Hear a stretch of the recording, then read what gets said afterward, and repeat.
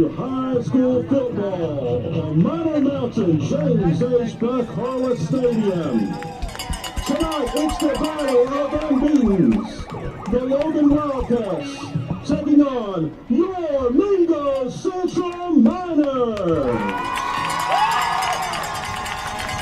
Each team enters the contest with a record of 6-0. Logan is ranked 6th in Class AA, while Mingo Central comes in at number 7. Ladies and gentlemen, will everyone please rise for the playing of the national anthem tonight by Mingo Central High School students Austin Solar.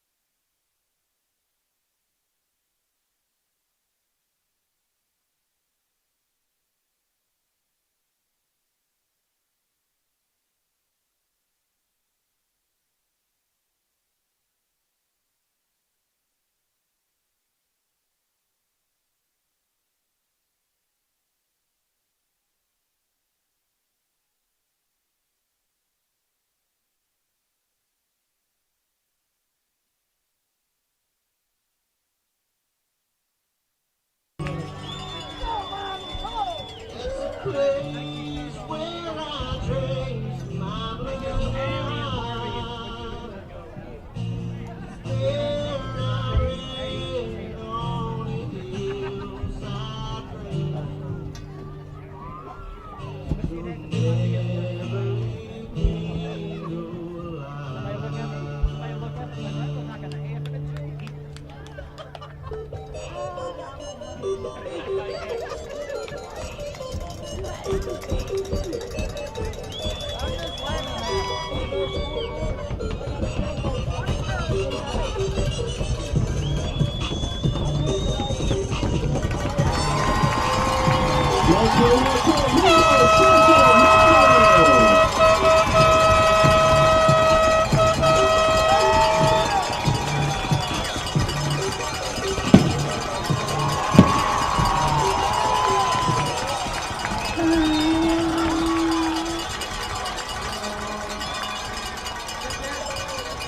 Ladies and gentlemen, tonight's game ball sponsor is the law office of Markham, Remora and Associates. It was delivered today by attorneys Justin Markham and Marcia Remora. Again, we'd like to thank the sponsors of the game ball, Markham, Remora and Associates. Again, being delivered tonight by attorneys Justin Markham and Marcia Remora.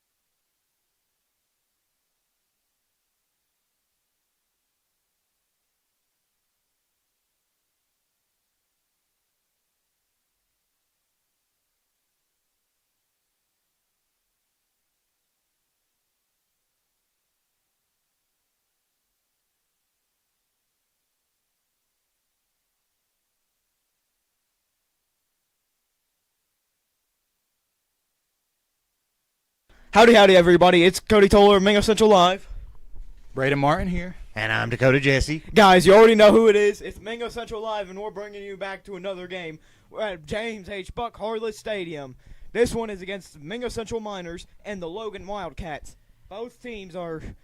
Mingo Central is ranked 7th in State AA for football, and Logan is ranked number 6th. So this is going to be an interesting matchup tonight. Might I add, Cody, that both of these teams are currently undefeated. Yep, both are undefeated, and they're ranked 7th and 6th. Exactly. True battle of 6 and 7 tonight. Yes. Yep, exactly. That's what it is, and that's what all the kids say these days.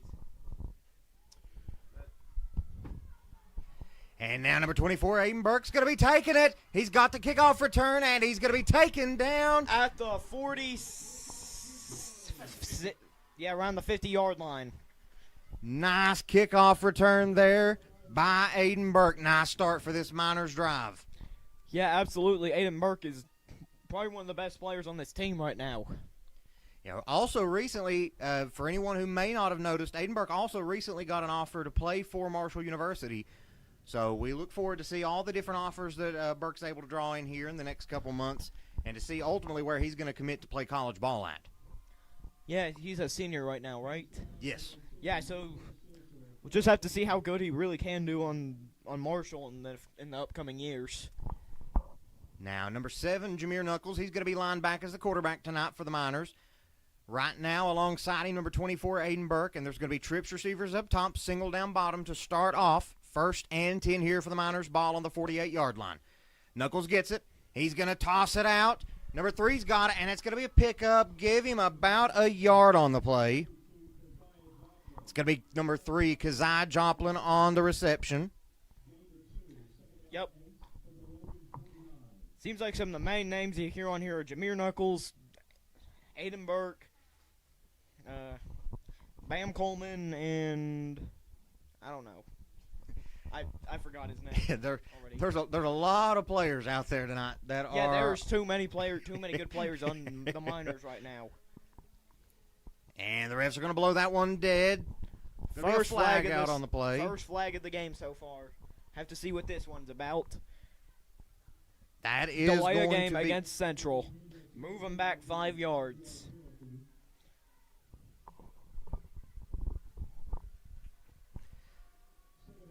Make it 2nd down and 13 to go here now for the Miners.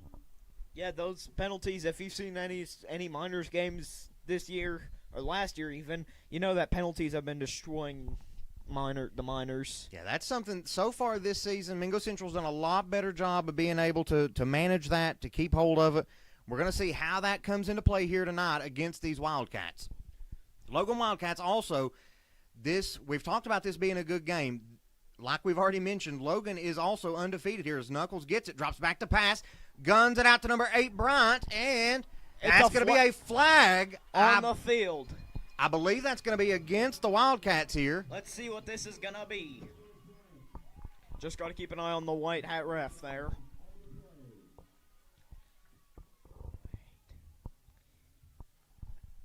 Have to wait. The official's still discussing it.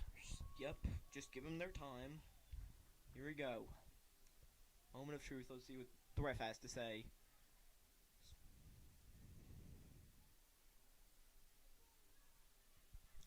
Still discussing that one. It's a penalty against Logan. Yeah, missed what the actual penalty was, but it did go against Logan. Yeah, let's see how many yards this is. Gonna take him back.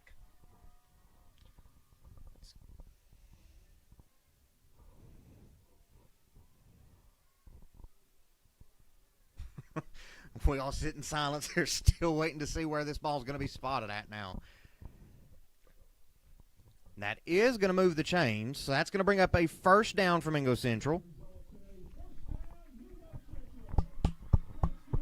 Nice job there. Ball's going to be on the 40-yard line now. Mingo Central in prime real estate here, trying to get into this end zone on this Wildcats defense. Yep, it seems like one thing we've been saying this season is he's got some real estate here.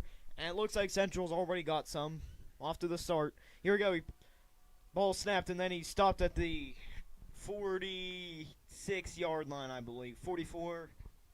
Yeah, I believe that's. Yeah, he's going to be stopped for a loss of yards there. He's going to lose about 2 yards. Let's make this about 2nd and 12.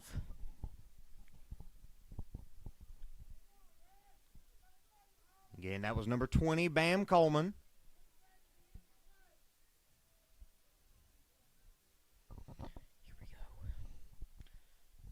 Knuckles gets it, rolls out to the right here under heavy pressure, and he's going to be sacked by the Wildcats. That's going to be number 70, I believe, for Logan.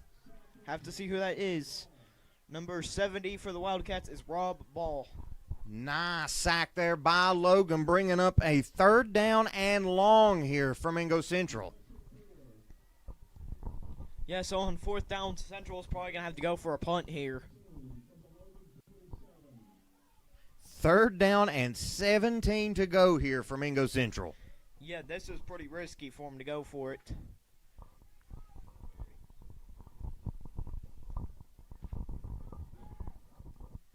Knuckles and Coleman lined up in the backfield. Got a man in motion for. Oh, there it is. They're going to blow that, and that's going to be, I believe, a false start. Or timeout, actually, is what they're going to call there. So since they're taking a timeout, we'll take one as well. We'll be back once action resumes. –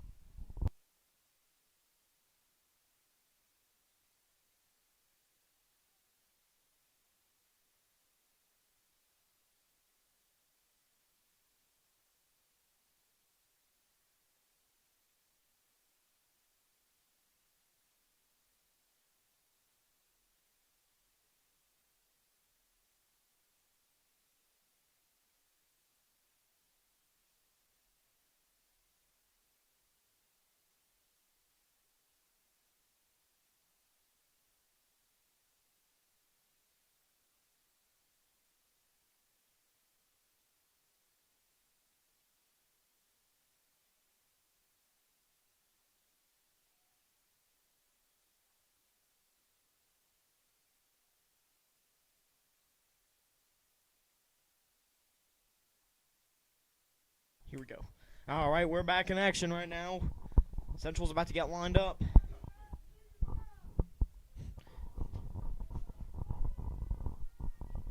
The ball snapped.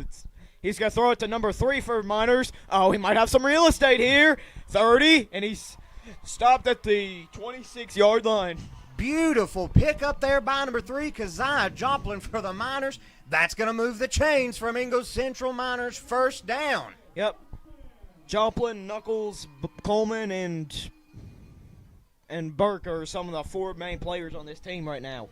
Yeah. They're like the cornerstones of this team right here. Yeah, this Mingo Central team has done a beautiful job here of gelling at this point in the season and just all coming together. Yeah, and just mix matching all different types of play styles here. Yeah, so if you want a good team that's on offense, Central's probably your answer. Good team defensively, Central's probably your answer to that too. The ball snapped. He's passing it off to number 3, Keziah Joplin. And that is going to be a flag on number 20. Multiple flags. There's multiple flags on the field. Yeah, that's going to be on number 21 for Logan without a shadow of a doubt. That's going to be on Noah Combs for the Wildcats. Yeah. And that's going to be for hitting the Miners player a little too late there. Intended receiver on that play was number 4, Maddox Sarton for the Miners. It was going to slip right through his hands, though, and then that is when Combs for the Wildcats is going to be hitting him, like I said, just a tad bit too late. Yeah, if he was just a little bit earlier with that catch, you would have 100% got it. But you had all the other Wildcats there getting ready to tackle him, so who knows if he would have been able to make it. There we go. Like our PA announcer, Joe Kinzer, just announced dead ball foul on Logan, so that's going to be another nice pickup of yards there by the Miners. First down, Mingo Central Miners. So that means that's going to move the chains even further for them now. Yeah, this ball now is actually going to be placed right around the 19-yard line. Mingo Central officially in the red zone here on the Wildcats. Yep, so they can kick a field goal, they can run it for a touchdown, they can do anything now. So far, the Miners done a good job being able to draw these penalties too from Logan. Yeah, and as we saw in Mingo Central's Mount View game, they had a pretty good kicker. Oh, it's snapped to Joplin, and he's gonna be. Oh, he's stopped at the 5-yard line. Nice pickup there by Joplin. Great pickup by Keziah Joplin for the Miners. Make this second down and I believe 2. Make this 2nd and 2 for the Miners here. Yep, so they're right in Logan's danger zone. Miners lining back up quickly here. Shotgun formation.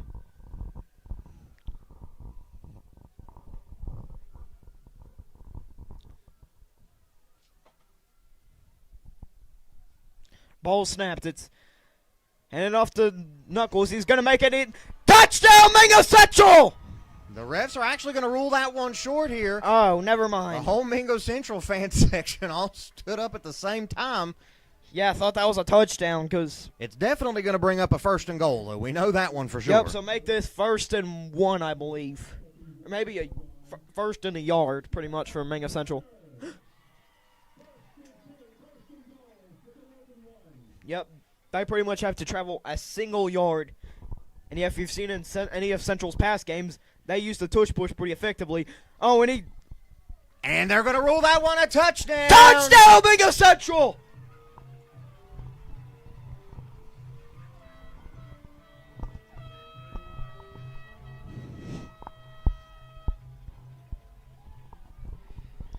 Central's off to a beautiful start this game. And now that's going to bring out number 22, Newsom, getting ready to kick the PAT to try to add one more to this Miners lead here. Yep. Seems like once Central gets the lead, they're probably going to keep it for a while.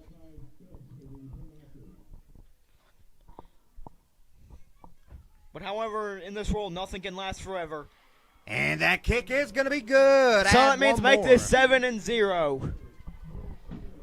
As the fireworks go off, there are 7.5 minutes left here in the first quarter of action. Mingo Central taking a lead after controlling this ball for a very big majority of this first quarter. And the fireworks were a good addition here because this is a huge game. Both teams are coming into this undefeated, and the last game we played, which was our homecoming game, we did not use fireworks at all. Yeah, this game, you got to imagine that if someone's wanting to look at a high school football game in the state of West Virginia this week, this is one of the games that their eyes are on. Like we said earlier, the number 7 Mingo Central Miners in AA, number 6 Logan Wildcats, this is the game to be watching tonight. And now I'm excited to get to see what does the Logan Wildcats, how do they respond here to this Miners touchdown? Because, again, like we've said, this Logan Wildcats team is obviously no pushover. They're also 6-0, just like the Miners, so they also know how to win ball games. They know how to work as a team. They know how to score points. So how are they going to come out here? How have they prepared for Mingo Central? And then likewise, how has Coach Jones and his coaching staff prepared Mingo Central defensively to try to take on this Logan offense? Yeah, this is going to be an interesting question that needs to be answered here. All right, we've got number 21 for the Miners here. Getting ready to punt the ball off to Logan.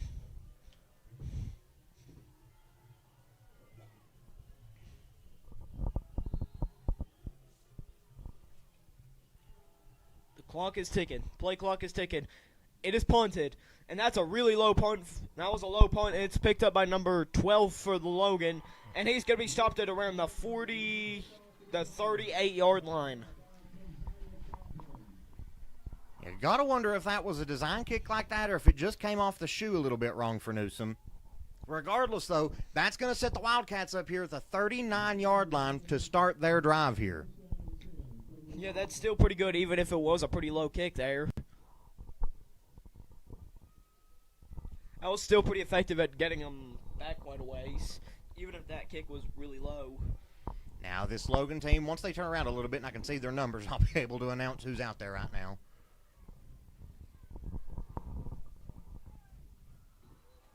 And that's going to be, I believe, an offsides against Mingo Central.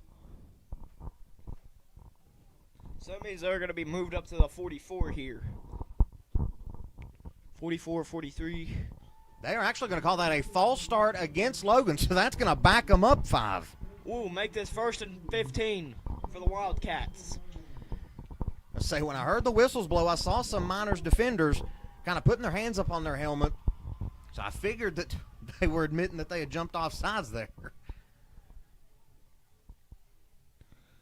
Now, looks like number 0 for the Wildcats, Adam Baisden in at quarterback. Then I believe that's number 12, Caleb Johnson. Ball snapped to take it to number 3's got it. And the ball's going to pop loose. Actually, the ref is going to say that he was down. Central's got the ball back. They are going to rule the runner down by contact there, right at the 31-yard line. Miners fans still getting behind this team, though. Yep, fumbled and Central got the ball back. So that means make this 1st down for the Mingo Central Miners.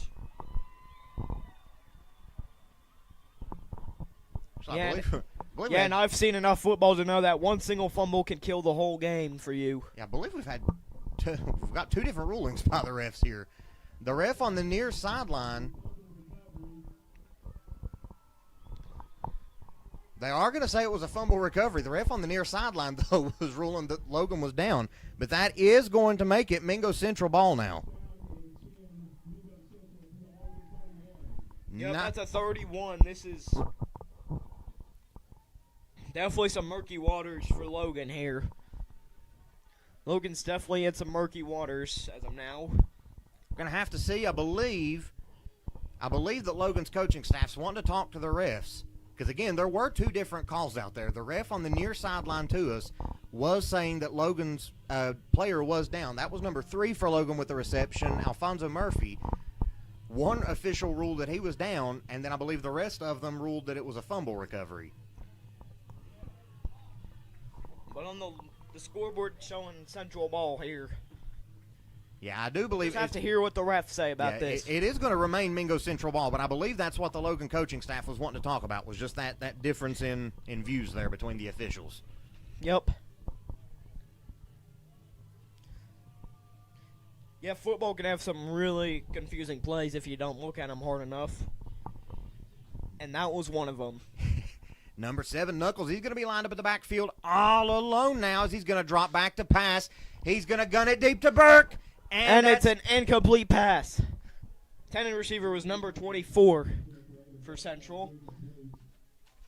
Make it Have to get second down and have 10 to get the here. roster here. Which 24 was Aiden Burke.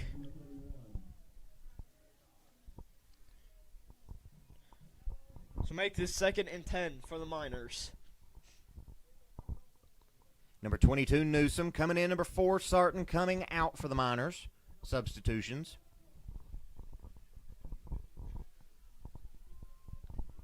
Knuckles and Coleman lining up shotgun formation. He's going to toss it off to Bryant, who's in motion. He's shoveling out to the left here, and he is going to be hit hard there. It's going to be number 21 for the Wildcats on the hit. Again, that's Noah Combs there. Nice stop there. Yep. Both these teams are pretty dangerous. Both these teams are dangerous to go against. I have to look. I believe there was a flag on the field. There was. They're going to call a face mask against Mingo Central. So that's going to back them up a long ways here. It's going to spot the ball now at the 41-yard line. So make this 2nd and 20 to go, I believe.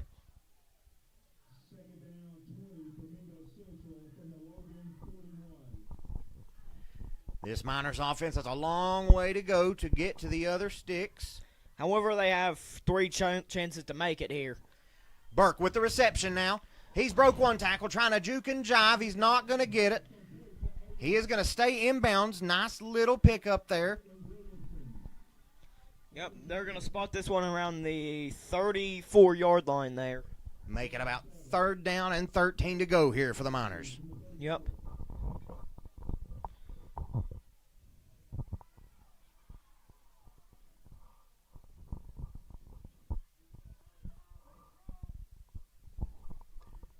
Knuckles still looking back to the sideline, getting the play call. 10 seconds left on the play clock. Knuckles gets it. He's going to hand it off to Coleman, and he is going to be met immediately in the backfield. That's going to be number 70 on the initial hit there by Logan, and that's going to be Rob Ball on the tackle there. Yeah, I remember saying his name there a bit ago. Make it 4th down, 14 to go here. See what this Mingo Central team's got in them here. They are going to be going for it, it looks like. Yep, that's definitely a high-risk, high-reward strategy. Got a man in motion, Coleman. Ball snapped to Jameer. He's going to throw it out.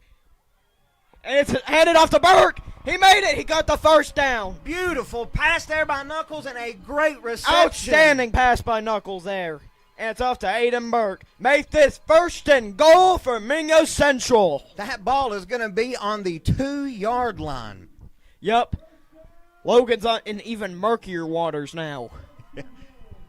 Mingo Central knocking on the door of another 6 points. Yep, and then with another, that's going to be 7. Knuckles gets it. He keeps it himself, shoveling out left. He's going to be met. Fumbles the ball. I have to see. There's a big dog pile here. Logan players say they have it. And they do. That's going to make it Logan ball. Knuckles got hit in the backfield there and then turned the ball over.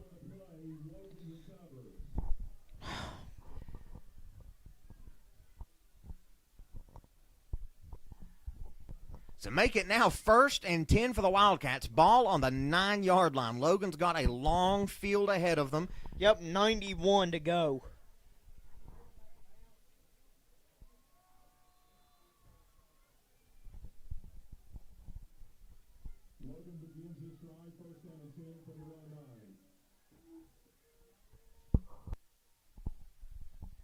Now, again, you've got Baisden in the backfield for the Wildcats. He gets the ball, drops back to pass, shoots it out right. And that defender is going to stop him, I believe, right at the line of scrimmage. Make it 2nd down. 2nd and 10 for him, for the Wildcats. I believe that was number 10 with the reception by the Wildcats, Lucas Lambert.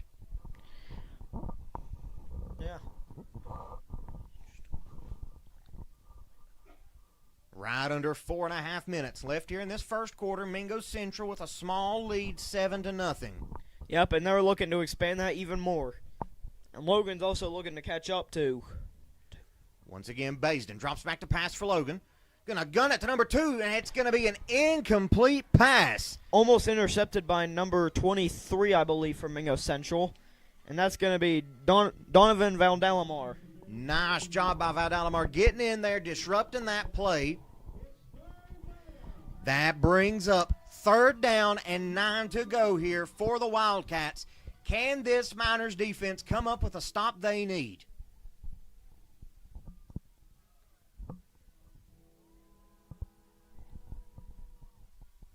Baisden once again has them lined up. He gets it, drops back to pass. He's going to gun it deep. Wide open is number 10, and that's going to be a 1st down for the Logan Wildcats. Stopped at around the 40-yard line. Number 10, Lucas Lambert, with the reception there. Going to spot this one at about the 42, 43-yard line now.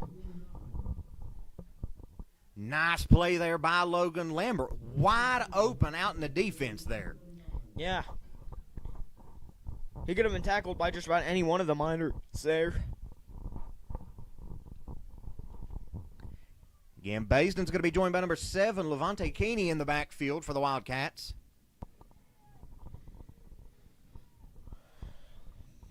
Baisden gets snapped. it. He's going to drop back to pass. He's going to gun it deep. Lot of Miners in the area. That's going to be knocked incomplete by number 24, Aiden Burke, with the disruption there. Yep, he could have almost had it in his hands, but it was just barely out of reach there. Nice attempt there by Logan. I like the play calling there, that you just got one deep pass completed, wide open. You might as well try for a second one here. Yeah, because confidence can really get to you sometimes. Yeah, if you can flip that script, get that momentum going, that's what you need to do as a team here. As now Baisden's got twin receivers, both sides of the field here, getting the play call out to all of them. And that ball is snapped. Keeney's going to have it this time. He's going to be met in the backfield immediately. There is a host of Miners in on that. One of them, number 11, Jacob Maynard, doing a heck of a job getting in there. Once again, Mingo Central on a 3rd down. They need this stop in order to try to get this ball back and extend their lead over Logan. Can this Wildcats offense do what they just did a few moments ago and get another long 3rd down conversion? Yep, absolutely. We'll just have to wait and see how this game plays out. 2, 1. And there's going to be a timeout called on the field by Logan. Got to get the play call right over there on their sidelines. And since they're taking a timeout, we'll be taking one, and we'll be right back once action resumes.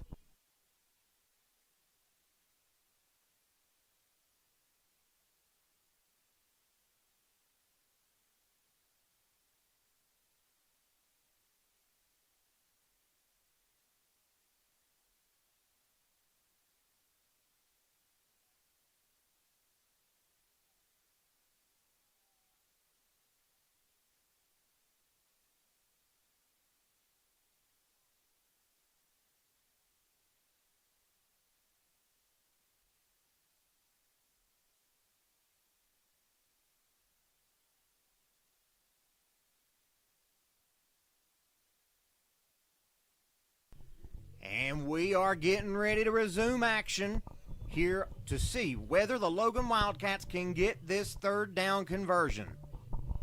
Yeah, because we saw them get it easily before. Now, if you're the Miners, you've got to expect that there's some type of pass play coming here. Might not be deep, but you've got to imagine this ball's going airborne. Yep, it's probably going to be going airborne pretty far, or...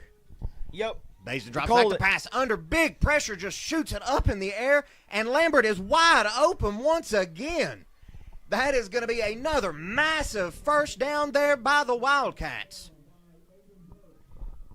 They're always going for these high-risk, high-reward strategies, and they're paying off pretty good.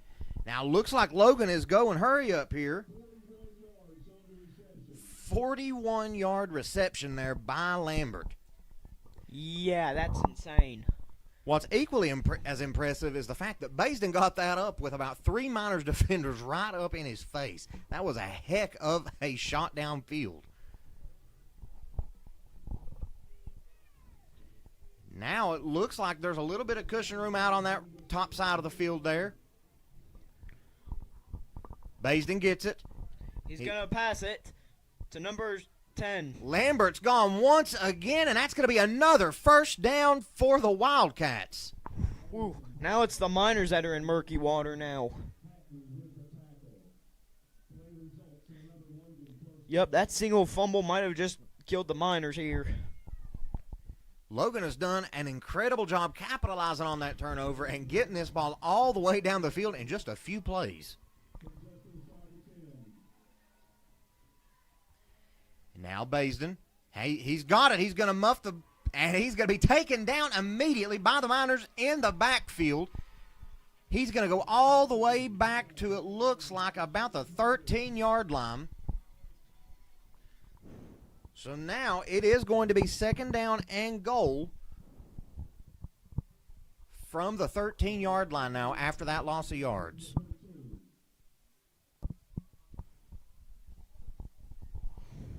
Logan lining up, twin receivers both sides of the field. Again, you're going to have Baisden, and it looks like still Keeney in the backfield for Logan. Baisden drops back to pass. Under pressure, shoots it up again. And incomplete pass for Logan. That was a dangerous pass there. Number 3, Keziah Joplin, was in the zip code there. But again, that once again is going to bring up a third down for the Wildcats. Mingo Central desperately needing another third down stop here. So far this drive, they have been unable to do that.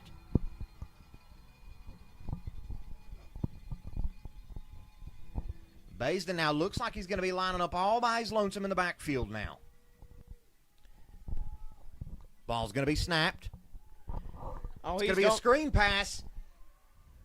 And they broke one tackle, and they are going to be taken down out of bounds. Make it 4th and goal now. Yep. Logan is going to be going for it.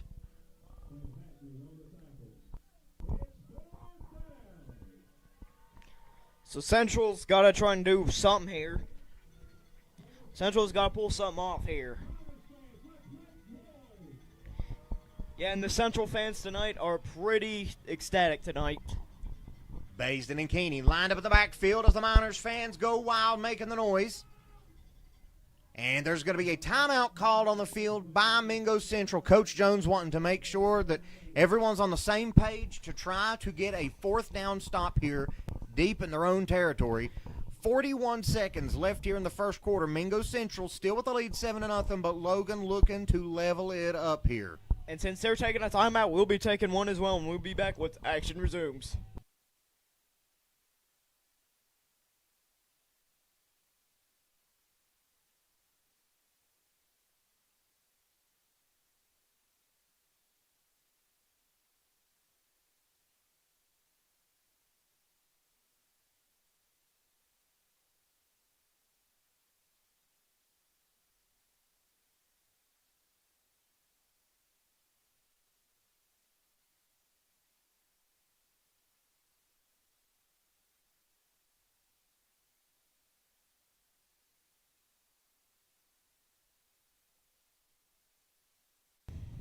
And now we are back to see, can the Wildcats convert on 4th down and get this into the end zone?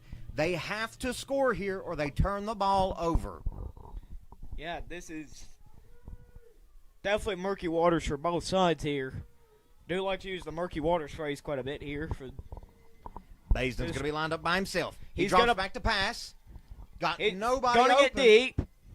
And Logan catches it. Make it touchdown, Logan. Logan adding 6 of their own to the board to get them within a point here of this Miners lead. Yep, and the score right now is kind of perfect because Central's 7th and Logan's 6th. Matching up real nice for this moment.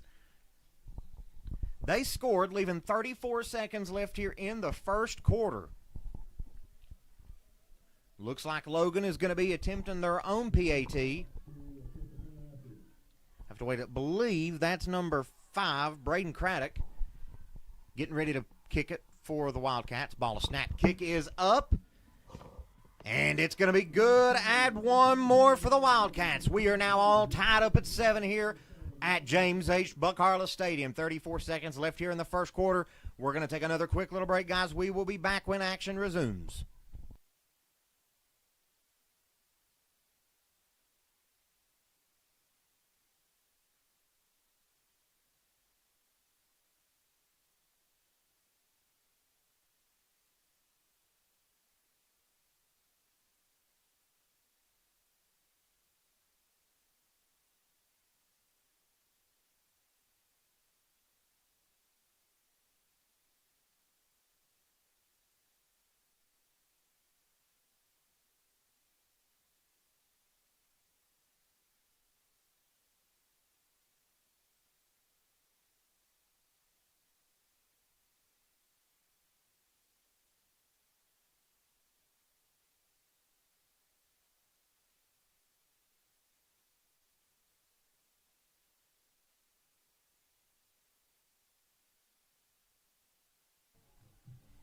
And we are getting ready to see the Wildcats kick it off here to the Miners. Yep. And that kick is up from Craddock. It's going to be a short one here. Someone's got to get on it. And the Miners do. They're going to fall down on it at the, looks like the 32-yard line. Yeah. So they've got about 68 yards to go to make that touchdown. So once again, the Miners setting up shop there with 34 seconds left as the Miners offense is getting ready to take the field here. They've moved the ball fairly well here, especially through penalties. They've been able to draw several penalties on this Wildcats defense, and that has helped them tremendously in getting down this field. The only reason that the Miners are not up at 13 or 14 right now is because as the Wildcats defense got back to Knuckles the last time, Knuckles fumbled the ball, and then the Wildcats recovered as Knuckles is going to shove it out now to Burke. Oh, he's might have some real estate. He's slipping through these. They are going to call him out of bounds at the 33-yard line, it looks like. Not a good gain there. No, only picking up about 2 there, but that's still 2 more yards than they had to begin with. Yep, so make this 2nd and 8 for the Miners.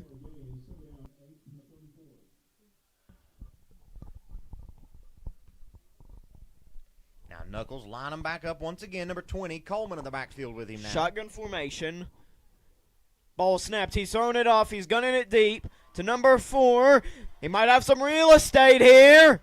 Oh, and he stopped it around and it looks like he stopped at about the 49-yard line. But that is going to bring up a first down for the Miners. Make this 1st and 10 for the Mingo Central Miners again.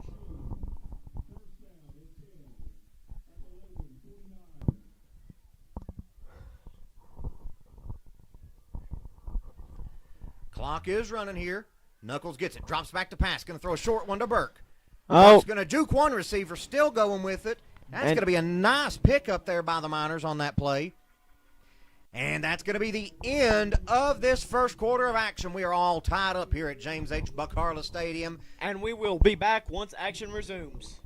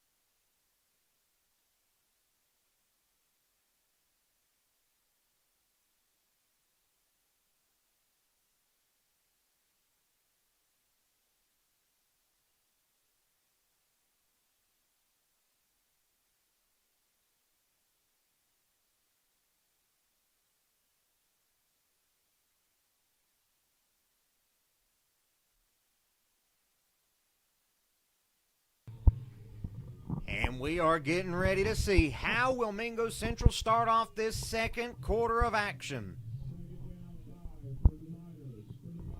We also want to send a quick thank you to all of you who are tuned in with us tonight here to watch this game. We can guarantee this game's probably going to stay like this the rest of this game. Yeah, it's just going to be constant back and forth between Central and Logan. Ball snapped. He's handing it off to... It's going to be Bryant, number 8, with it for the Miners. He is still going, and he is going to run out of bounds. That is going to make it a first down for the Miners. Yep.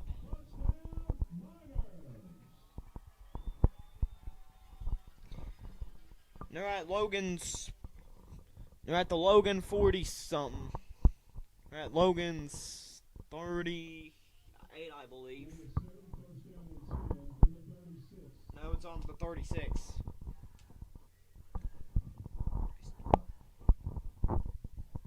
Knuckles and Coleman lined up. Knuckles drops back. He's gunning it deep. It's intercepted by Logan. Nice job by this Wildcats defense here. They're still going with it. They are still up.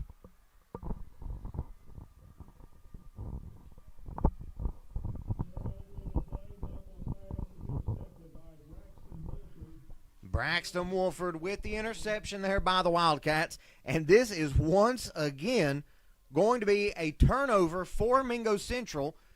So bring out that Wildcats offense once again.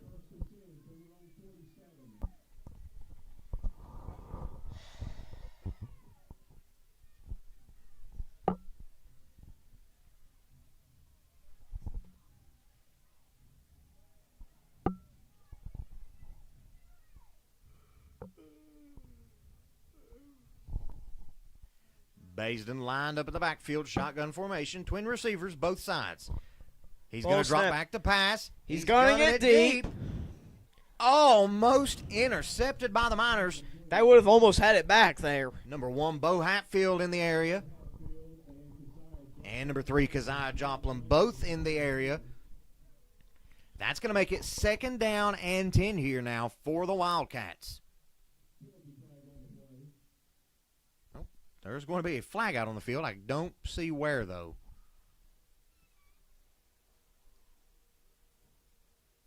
Still awaiting the call from the official.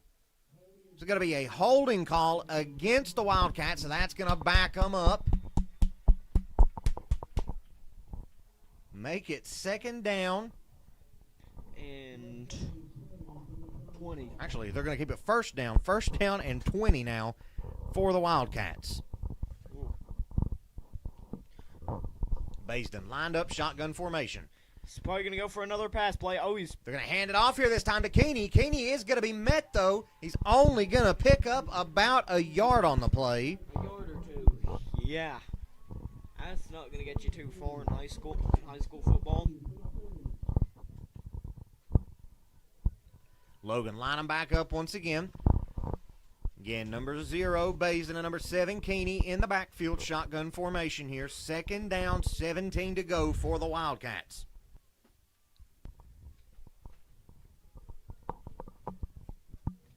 Ball is snapped. And that's going to be an incomplete pass. Make it third down and 17 now. Mingo Central once again needing this third down stop. So far, they've not done a fantastic job with it tonight on third down. This is their opportunity. It's a new quarter. First time they've been in this situation this quarter. Now's the time they can flip the script so far on how that first quarter went with third down stops.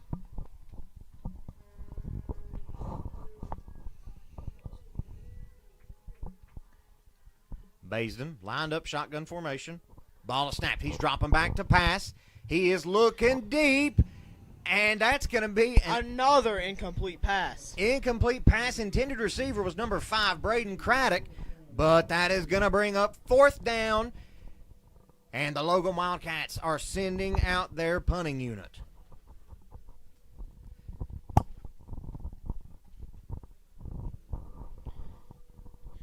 Yeah, you've really got no other choice here except to punt it.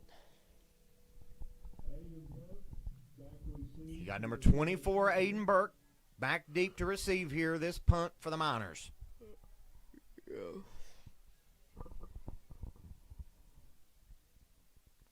And that punt is off, almost blocked by the Miners.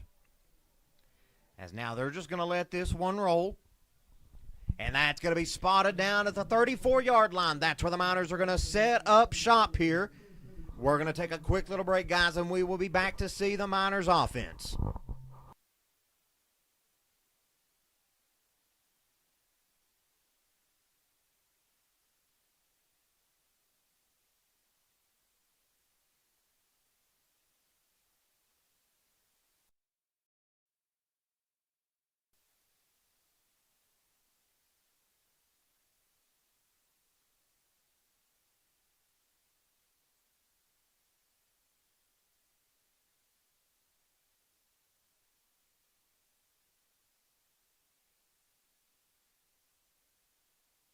And we are Passing back it off now. to number 20, Coleman. He's fumbling it and goes out of bounds.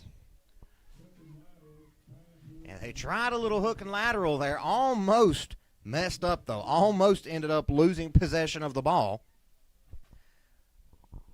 But that is, have to wait. I believe they're going to say that is a first down for the Miners.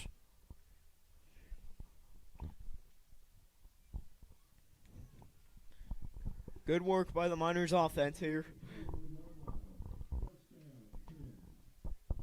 Ball is snapped. Knuckles drops back to pass. He's Guns it deep. Number He's 4 got Max. it. He might have some real estate. 20, 10. He's got it. He's got it. He's got it. He's almost had it. Make this first and goal for the Mingo Central Miners.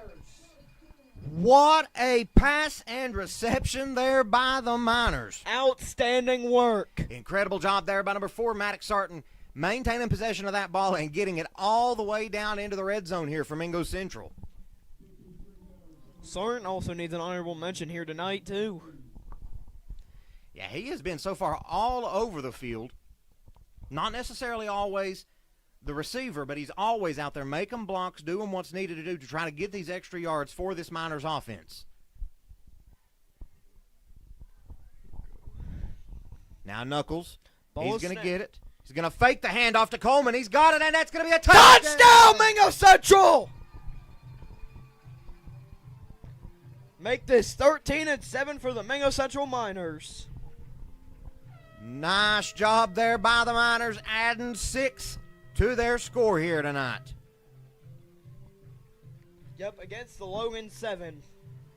And as you can see, those fireworks are going off. Fireworks going off. The fight song is playing. Number 22, Noah Newsom, getting ready to kick the PAT, trying to add one more to this lead. Yep.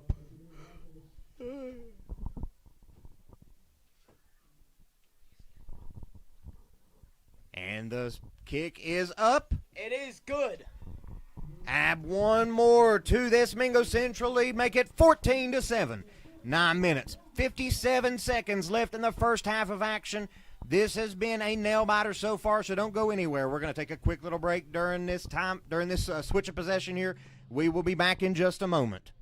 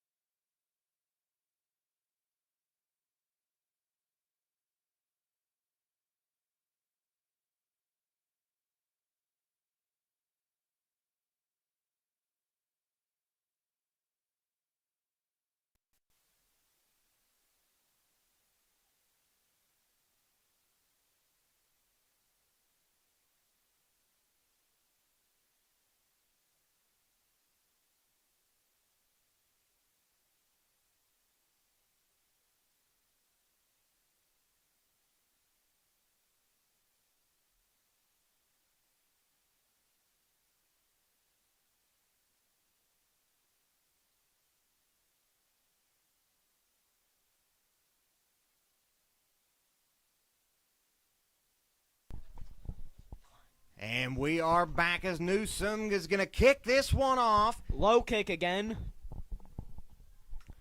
And it's going to be picked up at number 1 for the Wildcats. He is shoveling out number 11, Jacob Maynard, right behind him, and he is going to run out of bounds. Number 1, Caden Justice on the return there for the Wildcats. Manages to have it to where they are setting up shop right at the 35-yard line, it looks like.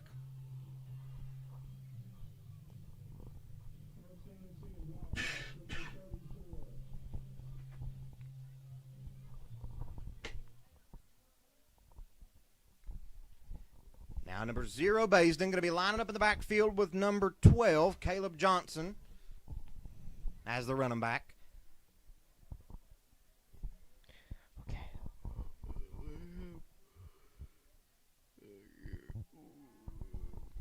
Trips receivers down to the bottom of the field.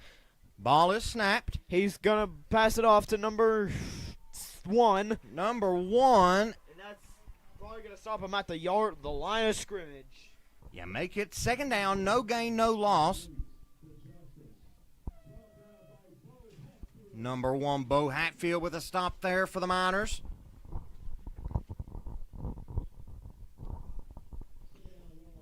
Want to also give a little honorable mention to Bo Hatfield for being an outstanding defense player here for the Miners. Yeah, out in that secondary, Bo Hatfield does a good job of being a nice little threat out there. If a ball is tossed up in the air, he is going to be near it. And that kid can run fast, too. Baisden gets the ball, drops back to pass. Under pressure now.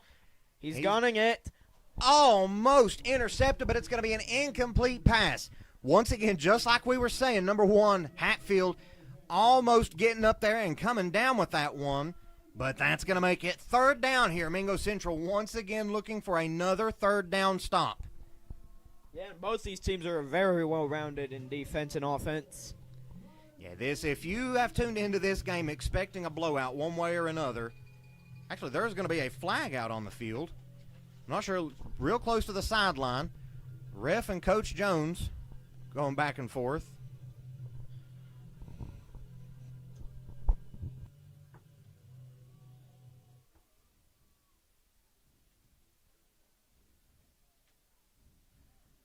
Penalty is going to be against Mingo Central. Still, I've not seen anyone.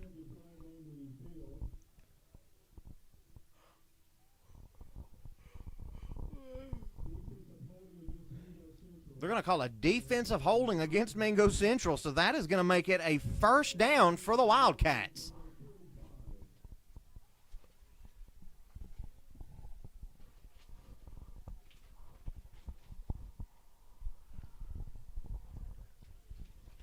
Baisden lined up, shotgun formation, ball is snapped. He drops back to pass, throws it out, and that's going to be an incomplete pass there. Number 2, Davion Joplin there, getting up trying to swat that one away. Make it 2nd down and 10 now for the Wildcats.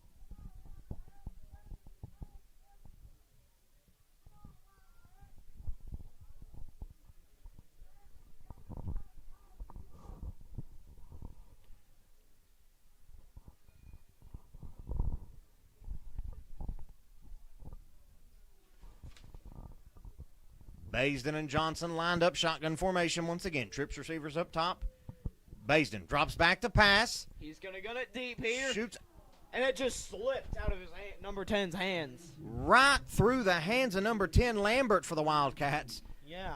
Also dangerous there because that was right in the area of a couple Miners defenders.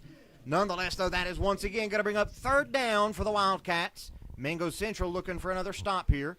Yeah, 3rd down stops have definitely been a key point for the Miners this game. Yeah, the last 3rd down, they did manage to stop them, and then there was a defensive holding call that ended up giving Logan the 1st down. Yep. Baisden lined up with Johnson once again. He drops back to pass. Guns it out, and that's going to be an incomplete pass. Make it 4th down now for Logan. Yeah, before Central gets it back. And now the Wildcats sending on their punting unit. We're once again going to see number 24, Aiden Burke, set to receive this punt. And yeah, it seems like every single punt we've seen this game's been very low for some reason. Yeah, I've noticed that. It's just been sliding across the ground. Yeah, I've noticed that. I feel like it's either got to be intentional or there's just something going on down there that we don't know about. But kicks both ways have been really low tonight, and that's not something that has been normal that we've seen. Or who knows, maybe it's the wind that's blowing it. Oh, there we go. There's a high one. That punt is up. Burke has it. Oh, he might have some real estate. He is fighting for some yards, and he is going to be brought out of bounds. At the 24-25 yard line.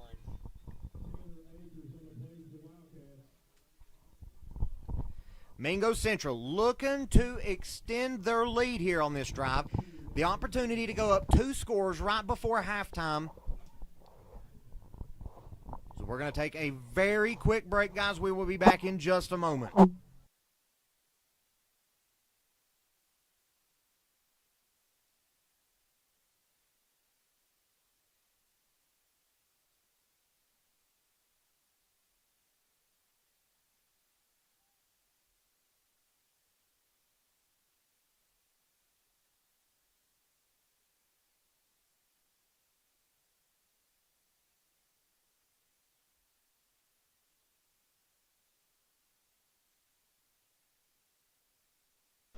And now Knuckles gets it. He's going to shovel it out to the right.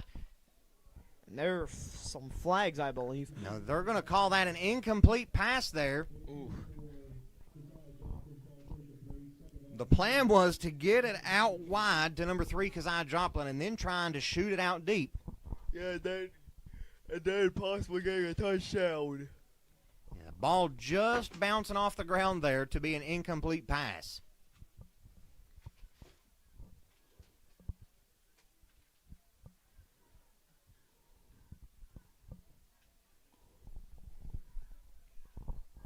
Now Knuckles once again drops back to pass. He's going to throw a short one to Coleman. Coleman's running with it. He might have some real estate here. 40, 30, 20, 10. He's gone. He's gone. Touchdown, Mingo Central. Beautiful job there by the Miners, adding 6 more to their lead. What a job by Coleman there. Took a big hit from 2 Logan defenders, still kept going through them, and got all the way into that blue and white end zone to add 6. Yep, and as I've said before, we know exactly why he's named Bam, because as soon as you blink your eye, bam, he's off. There is a flag out on the field. That is going to be a sideline warning on Mingo Central. Touchdown will stand, though. So make this a 13-point lead for the Miners. Once again, that flag that was out on the field, just a sideline warning against Mingo Central there. Touchdown still stands. As now, once again, number 22, Newsom, getting ready to come out, looking to add an extra point here to this Miners lead.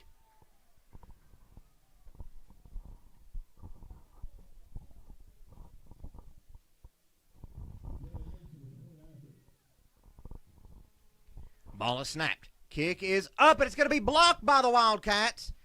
And they are going to blow it dead. So that PAT no good. The score will stay 20-7. 8 minutes, 16 seconds left here in the first half of one action. Of the players there. As you notice, air just bounced off one of them. As this Miners fan section here getting loud, supporting this team. I got to say, this is one of the best crowds that I have seen up here at James H. Buck Harless Stadium in a long time. And also, not even just the home side, but also the away side as well. There are a lot of Logan Wildcat fans out here as well. Yep, both teams have some. All right, guys, we're going to take a quick little break. We will be back in just a moment.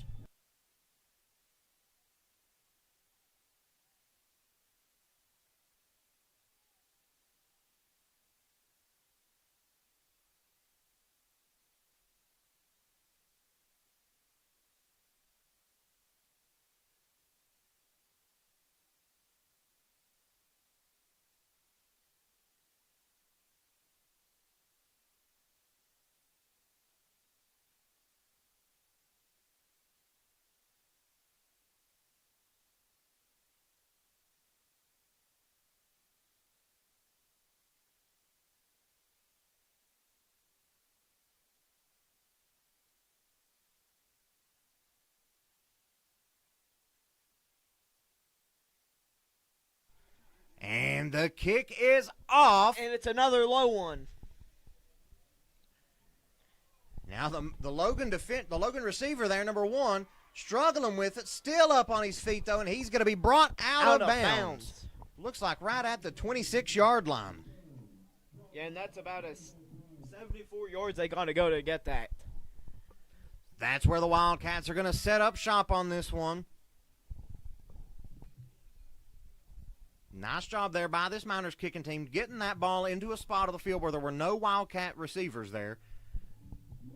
That presented a little bit of an issue there for number 1, Caden Justice, as he bobbled it just a little bit, trying to figure out which way he wanted to go with it. Once again, Baisden lined up as quarterback here for this Logan Wildcats offense. Looks like he's going to be joined by Johnson once again. He drops back to pass. He is going to thread the needle there and give him about 4 yards on the play. That ball's going to be received by number 1, Justice again.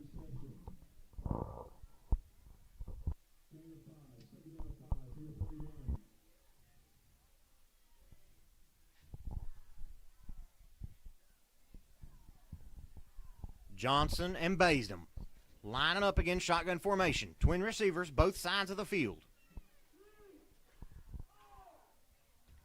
Johnson out in motion. Baisden drops back to pass. Going to get it, and it's going to be an incomplete pass there. Number 1, Justice, wide open there. Make it 3rd down here. Yeah, and then the ball just fell. Had him right in the numbers, and it just dropped out of Justice's hands. Yep. That is not something that you see this Logan offense do very often. Yes, make incomplete passes. Once again, shotgun formation, Johnson in motion. And they are going to get the Miners off sides there. Flag out on the field.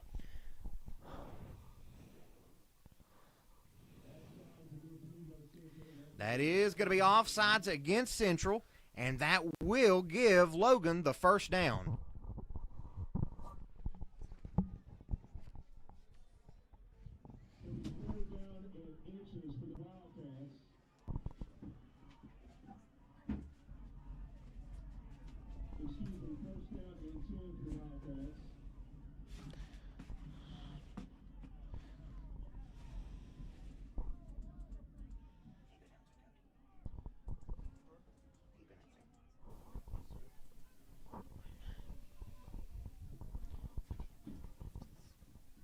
Looking off to the sidelines here.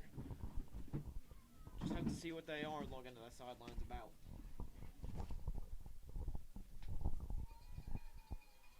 I believe they were debating there on whether to give the 1st down to the Wildcats. But they are going to keep it 3rd and inches here. All Logan has to do here is pretty much fall forward with the ball, and they have a 1st down. But knowing how Logan's been playing this game, they're probably going to go trying to gun it deep.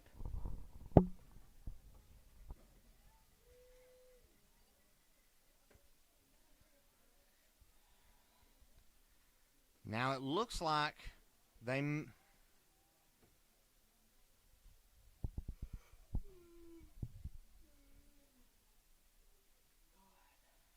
Still waiting to see what they're doing here. Looks like they might be getting ready to bring the chains out to measure this one.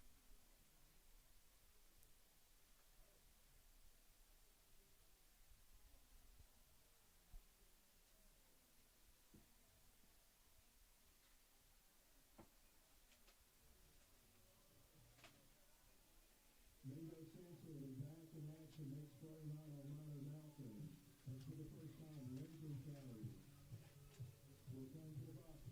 Kickoff is 7:30. They are bringing the chains out to measure this one. So we are getting ready to see whether the Wildcats have a 1st down.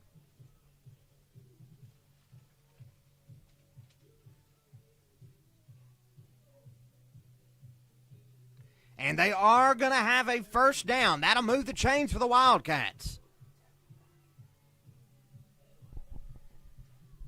So that ball is going to be on the 36-yard line for a 1st and 10 now for Logan.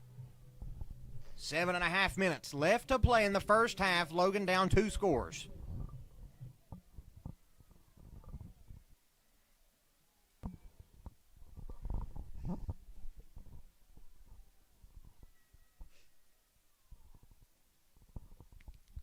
The refs still have things. All right, now they are backing out here. Johnson and Baisden once again lined up in the backfield. Johnson in motion. Baisden gets it. He's going to try gunning it deep. Incomplete pass again for the Wildcats. Number 23, Donovan Valdalamar in the area, almost coming away with an interception. Number 2 is the intended receiver, I believe. Yeah, that's going to be number 2, Colton Green, the intended receiver for the Wildcats.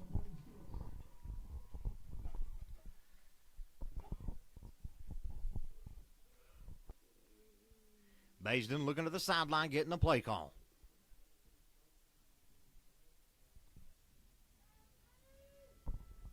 Twin receivers, both sides of the field. Baisden gets it, drops back to pass. Almost intercepted. Bo Hatfield going to get it on that intended receiver there, number 10, Lucas Lambert. That is going to bring up third down once again here for this Wildcats offense. The Miners fans making some noise in the stands, trying to disrupt this Logan offense.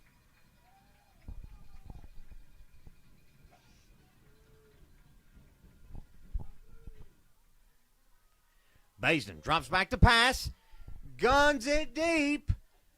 Incomplete pass again. Incomplete pass, make it fourth down now for the Wildcats. Donovan Valdalamar once again the defender there in the area.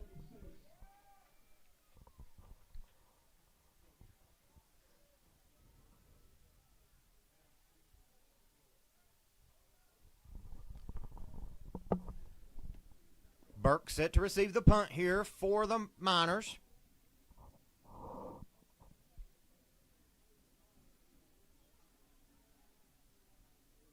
Ball is snapped. It's going to be a short punt. Bad.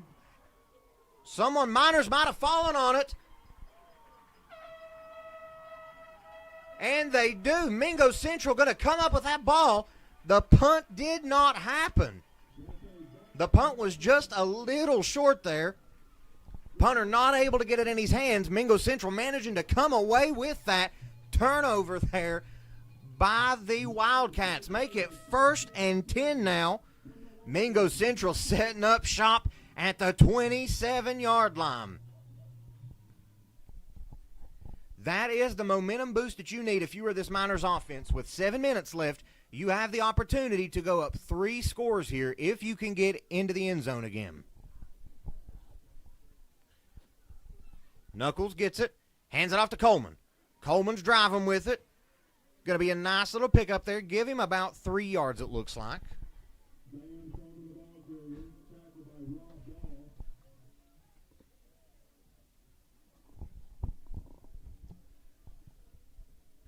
Number 22, Newsom, coming off number 11, Maynard, coming in for the Miners. 2nd down, 7 to go here.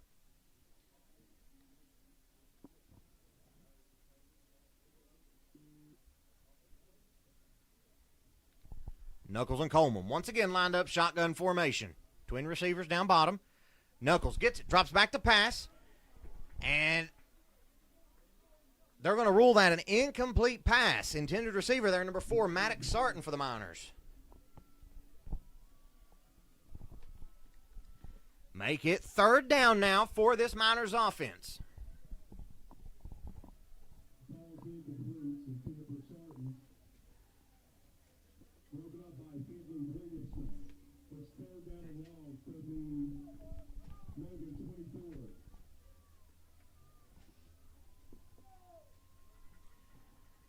Miners getting ready here. Knuckles gets it, drops back to pass.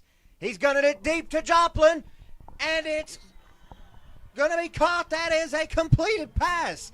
Make this 1st and goal for the Mingo Central Miners.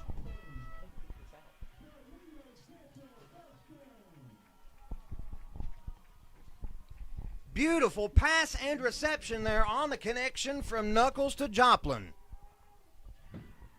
And the fireworks are going off here at James H. Buck Harless Stadium. That's going to make it 1st and goal here for the Miners.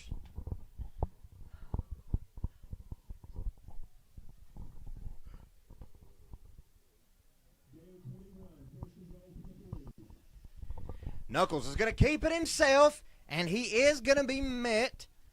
Looks like he might have just lost maybe about a half a yard, but for all intents and purposes, he's going to be right back to the line of scrimmage.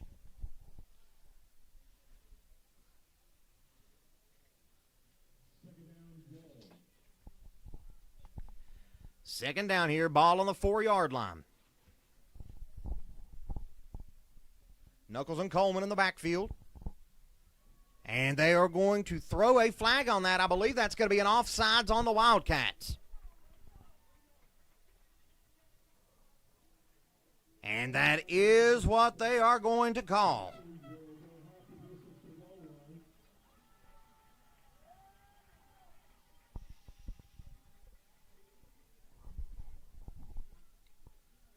And that's going to move them up half the distance to the goal line there, so make it now at the 2-yard line.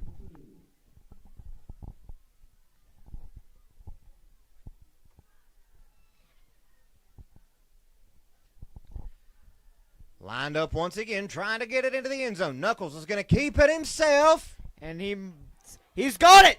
Touchdown, Mingo Central! Add 6 more to the points for the Miners as that takes them up to 26-7. Beautiful job there by this Miners team. Definitely aided by the fact that they got that turnover from the Wildcats on that punt, so they had a very short field to work with. They didn't have to go a very long distance. And so that is the beauty of it here for this Miners team. As number 22, Newsom, once again coming out, looking to get this PAT through the uprights.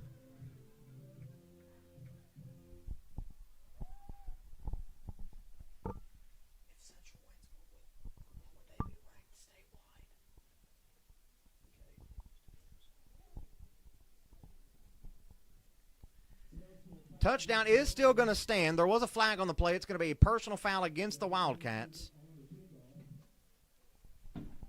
Again, the touchdown will still stand. That penalty will just be assessed on the kickoff.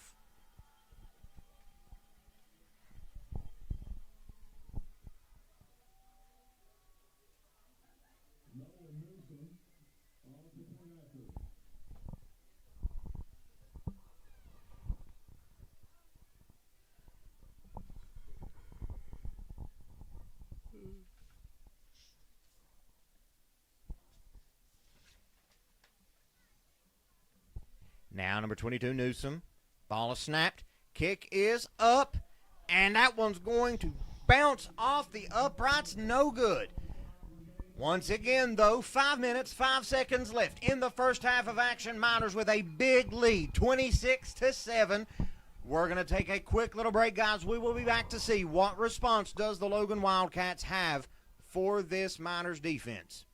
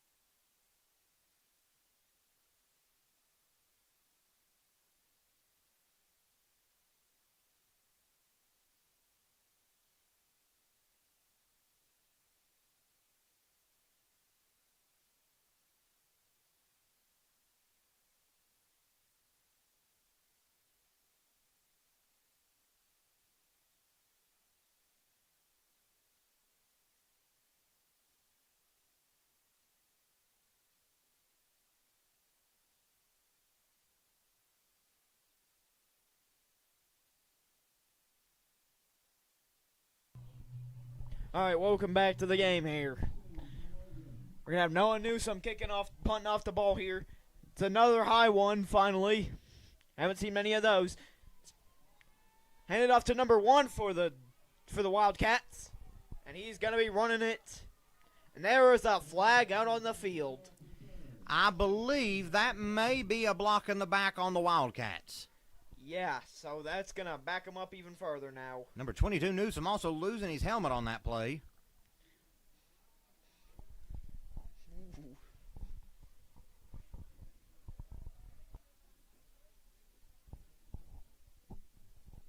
Have to wait for the official call here, see what this flag is.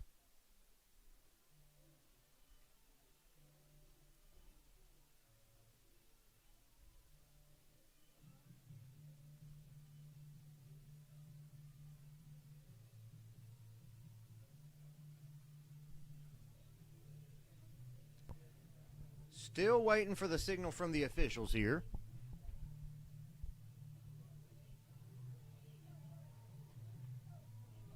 It is going to be against Logan. It's going to be backing him up here. Yeah, Central's been doing a really good job with screwing over Logan with the penalties.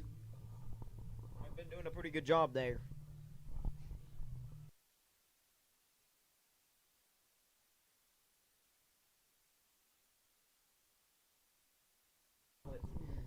All right, 1st and 10 here for the Wildcats. Ball's going to be on the 18. Actually, they're going to keep on backing it up here.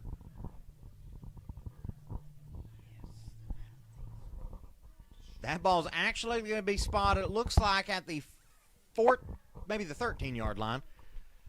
Wildcats with a long field. 87 yards to go to get this touchdown. Basin drops back to pass. Fires a short one here to Justice. Justice is running. He's got some room ahead of him. Going to be met by Burke, and he is going to be brought down, but not before he picks up a big first down for Logan.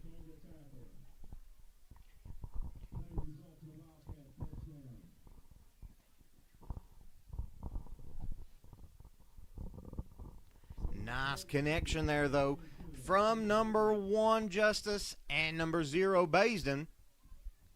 Once again, Basin and Johnson lined up in the backfield for this Logan offense. Johnson in motion. Basin gets the ball. He's going to fire it out to Lambert. Lambert still going with it. He is going to be brought down. Nice little pickup there. Going to be number 32, taking Hackney with the tackle. Make it 2nd down and about 2 to go here for the Wildcats.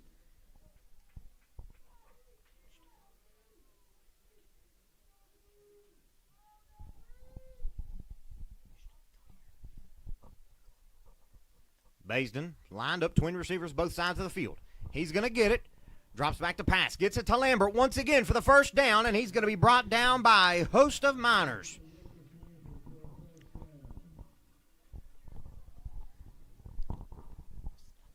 Miners and Wildcats getting a little chippy at the end of the play there, but it's still going to be a first down.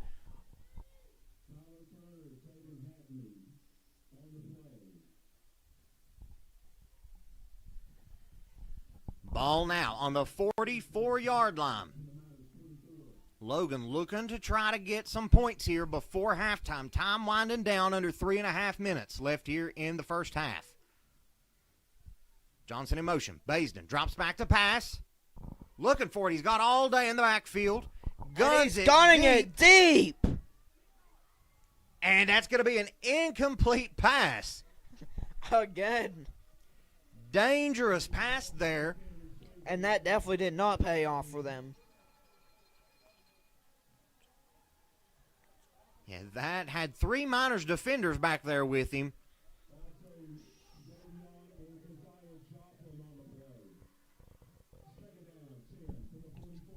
And make it 2nd down and 10 now. Ball still on the 44-yard line here for the Wildcats.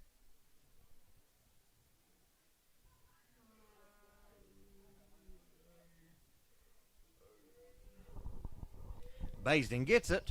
Drops back to pass. He's gunning it deep. He's got Lambert wide open, and that's going to be a touchdown for Logan.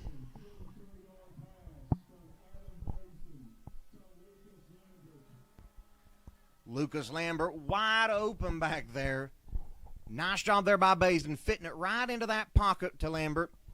right between all of the Miners defenders.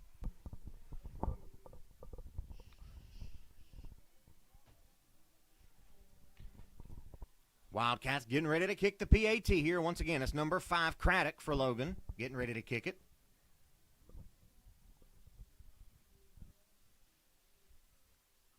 Ball is snapped. Kick is up. It's good. Add one more to the Logan score here. 26-14 is the score here with right over 3 minutes left in the first half of action. We're going to take a quick little break, guys, and we will be back to see if the Miners can get it into the end zone once more before halftime.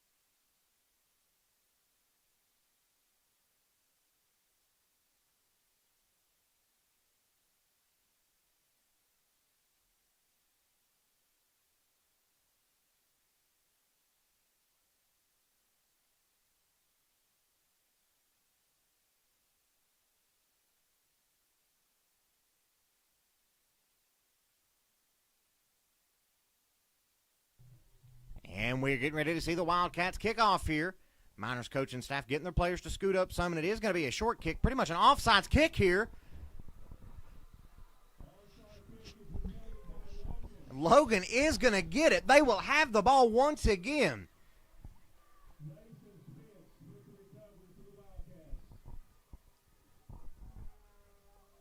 Miners kickoff return there. No one near that kick to be able to come away with it.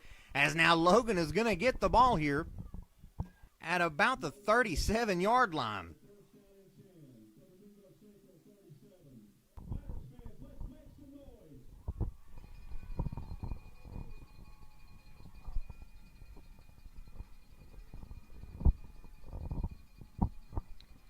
Baisden coming out with Keeney in the backfield for the Wildcats, looking to try to get this score a little bit closer. Baisden gets it. He's going to get it out to his bubble pass here to Keeney. Keeney is moving with it up the middle now. It's going to be a nice pickup there by the Wildcats. Going to be just short of a first down here. Looks like they might mark him just a yard short. Jacob Maynard, Noah Newsom in on there defensively for the Miners.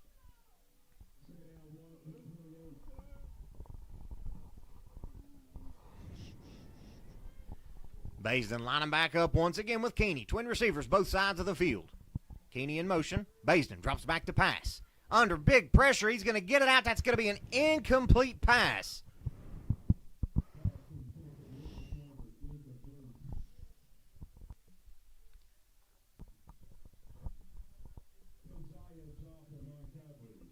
It's going to be third down now here for this Logan offense. Just a yard or two to go here.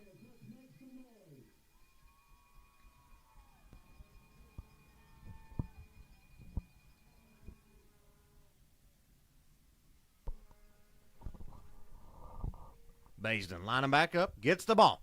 He's going to hand it off to Keeney. Keeney runs it right up the gut, gets the first down and then some.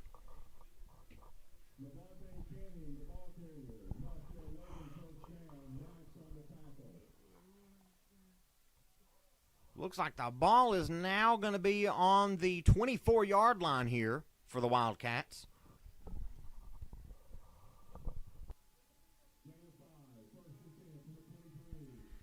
As we are now under 2 minutes left here in this first half of action. Baisden gets it, drops back to pass once again. He is going to gun it deep to Lambert. And he is going to get it. That is going to be a touchdown for the Wildcats, but there is a flag out on the field.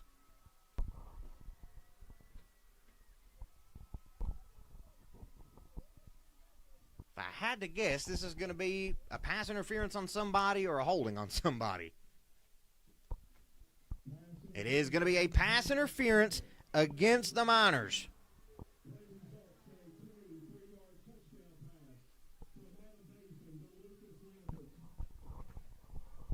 So that is going to make it 1st and goal here for the Wildcats. Actually, no. My bad. That is going to be the PAT that we're getting ready to see here. Once again, Craddock getting ready to kick the point after. Kick is up. And it is going to be no good. 6-point difference up here on the mountain. 1 minute, 49 seconds left here in the first half. Mingo Central with the lead 26-20. We're going to take a quick little break, guys. We will be back to see what the Miners have in the next minute and 49 seconds.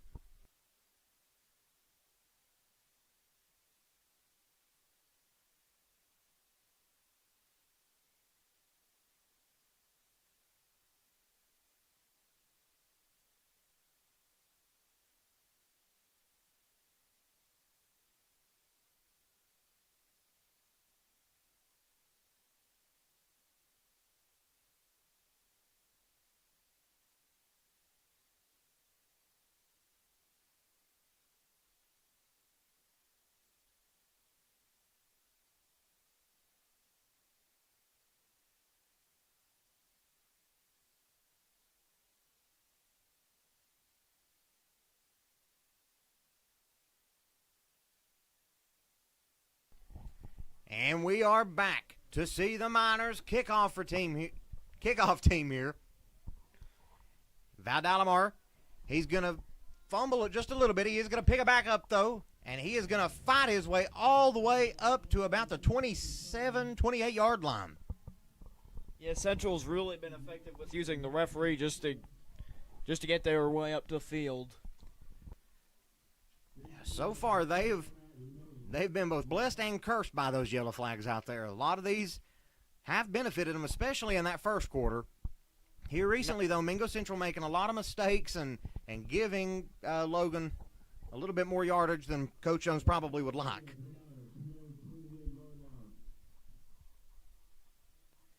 Now we're set to see the Miners start this drive with 1:44 left. Knuckles is going to get it. He is running right up the gut here, still going. He's getting hit from all directions. He's going to get that ball all the way up to the 34-yard line. Make it 2nd down and about 5 to go here. Mingo Central trying to hurry it up just a little bit. So going to be 2nd down and 6 to go here. Knuckles gets it out to Joplin, and Joplin is going to go out of bounds here. That is going to be a 1st down for the Miners, though. Yep, they're moving the chains here.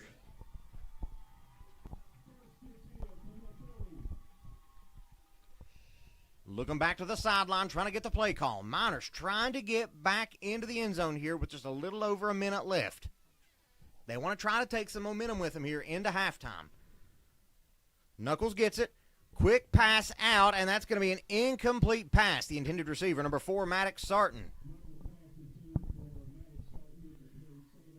Make it 2nd down and 10 here, 1:12 left in this first half.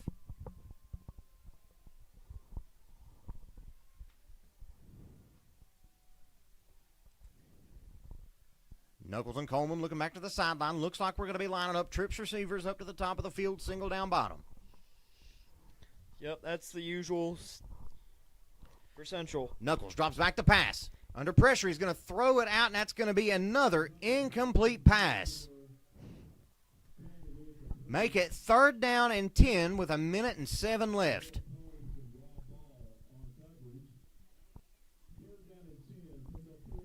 Yeah, Mingo Central also runs an issue here that they could be kicking this ball back to Logan and giving Logan still around a minute left, unless they run it here to try to chew up some clock. Trying to get Logan to jump off sides, not happening.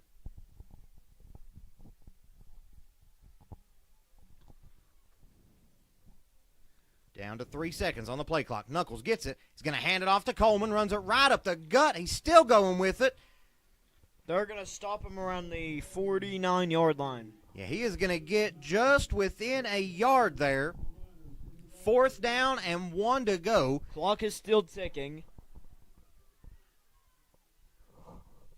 We're now down to 45 seconds left in this first half. Mingo Central content to just try to run off as much of this clock as they can to make sure that Logan does not have an opportunity to get it back in the end zone themselves. If I was Central, I'd probably be passing it. I would try passing. This is where you're going to get a little bit of a glimpse into Coach Jones's coaching staff's philosophy here. As they are going to call that timeout. That's going to leave 22 seconds left here. And since they're taking a timeout, we'll be taking one as well, and we'll be back once action resumes.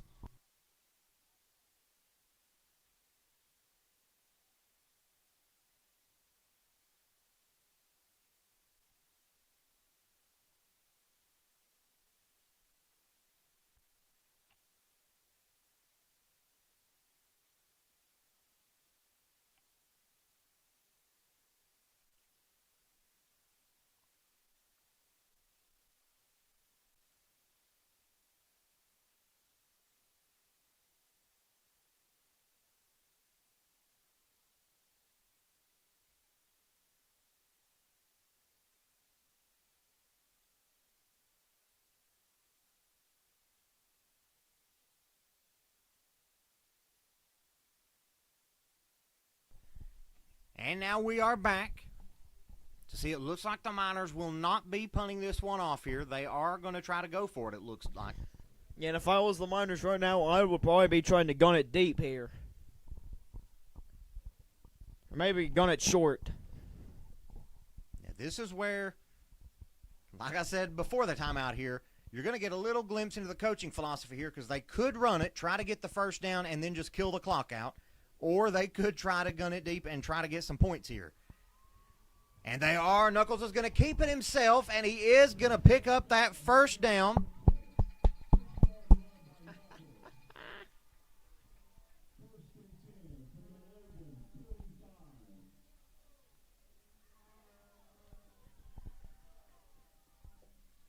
Miners lining back up. Now under 10 seconds left here in the first half. Looks like they may be trying one more play. Knuckles gets it. Drops back. He's gunning it deep. That is going to be a flag, most likely here on Logan as time ran out here. Yep, just a buzzer beater flag.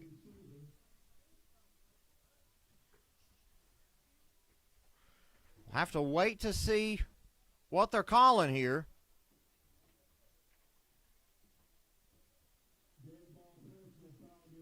Going to be a personal foul against Logan. 15-yard penalty. That is going to leave one play left here in this half for the Miners. Mingo Central will have one more chance to get it into the end zone here before halftime. They're definitely in some murky waters now with this final play of the first half. Because of just how far they got backed up with the personal foul. Yeah, if you're Logan, you know that the goal is that end zone. The question is, how is Mingo Central going to try to get it there? Are they going to try to throw a deep pass, or are they going to try to throw it short and then try to fight their way there? Knuckles Ball drops snap back with it. He's gunning it deep. He's got it. Touchdown, Mingo Central. Have to wait. They are going to mark him just short of it. Oh, yeah, he's marked short.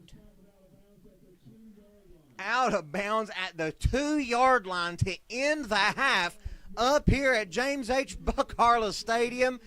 The whole stadium up on their feet thinking that they had just saw a end of half touchdown. But that's going to take us into halftime. Mingo Central on top 26-20. Guys, don't go anywhere. We will be back with the second half of action. We will be back when the action resumes.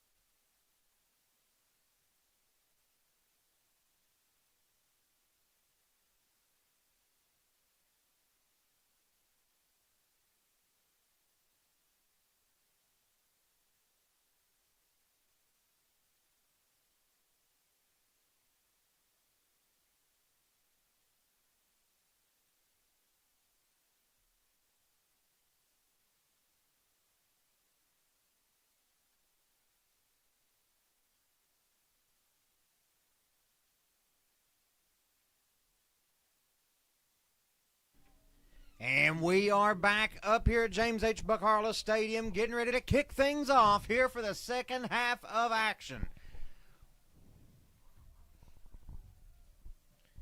Kicks it off with a right at the touch. And that's going to be a touchback there.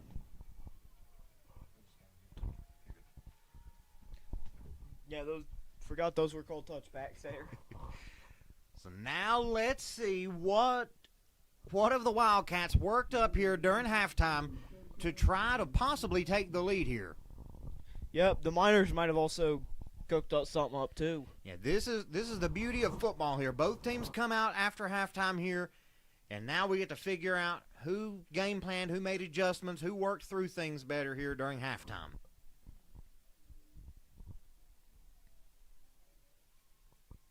Once again, Baisden and Johnson in the backfield, shotgun formation. Baisden gets it. Going to throw it out to a bubble, juking and jiving there. And he is going to be brought down at the line of scrimmage. If he is not going to gain hardly anything on that play. Make it 2nd down and 10 here now for the Wildcats. As we are now officially underway for the second half of action. Again, this crowd up here on Minor Mountain did not thin out at halftime. Everyone's sticking around, wanting to see how this one ends. Yep, and the Central fans are determined to end this one off with a win here. Basin's going to shoot it deep here. It's going to be almost intercepted by the Miners. Just didn't have a good enough grip on the ball there. Number 3. Going to be number 2, Davion Joplin there. Almost coming away with that pick there. But that is still going to bring up 3rd down here for the Wildcats. Mingo Central needing a big stop here.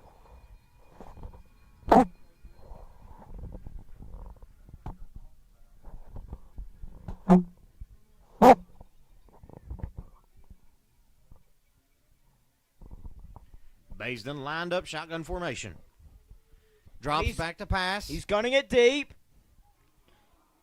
It's going to be an incomplete pass again. And it looked like it could have been intercepted there. That one also could have been intercepted. That is going to make it 4th down now as Logan is sending out their punting unit. That drive lasted 50 seconds. Now we're going to have number 24, Aiden Burke, back to receive this punt for the Miners.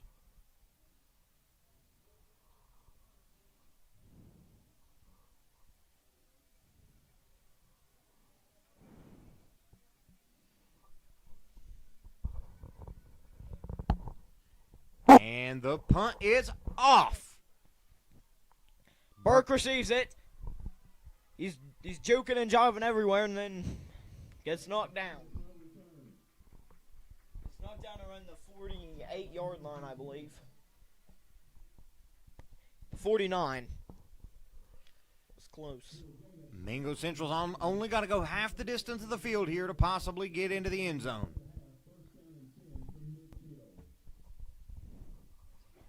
And as we've seen, that can be kind of hard, especially with both teams being as competitive as they are right now. Yeah, these are 2 evenly matched teams. Neither team, unless something happens, neither team is really going to run away with this one. This is a game that's probably going to come down to just a couple points here at the end.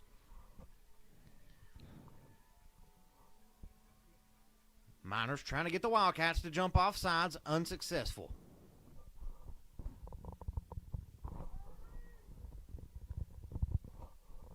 Knuckles gets it. He's going to keep it himself, running out to the left.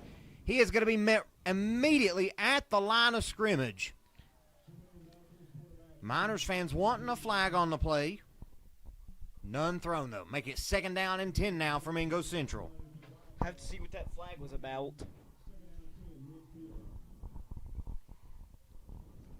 Number 4, Sarton coming in. Number 11, Maynard coming off the field. See what the flag was about there.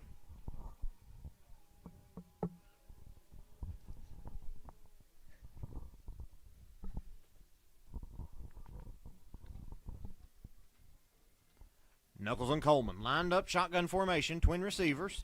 He's gonna Knuckles rolling out left. gun it deep, and he catches it, and it goes out of bounds. Nice catch there by Make number this first 3. down for the Miners. Number 3, Keziah Joplin coming away with that reception there, giving the Miners that first down.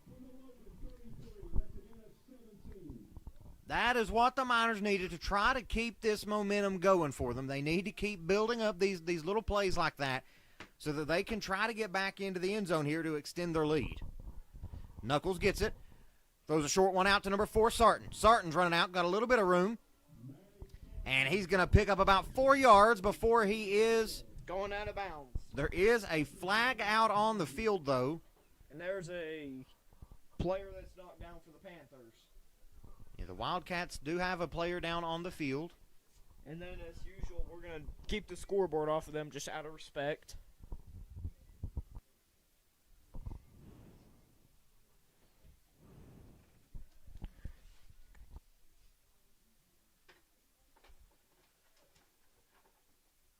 That penalty is going to be against Mingo Central.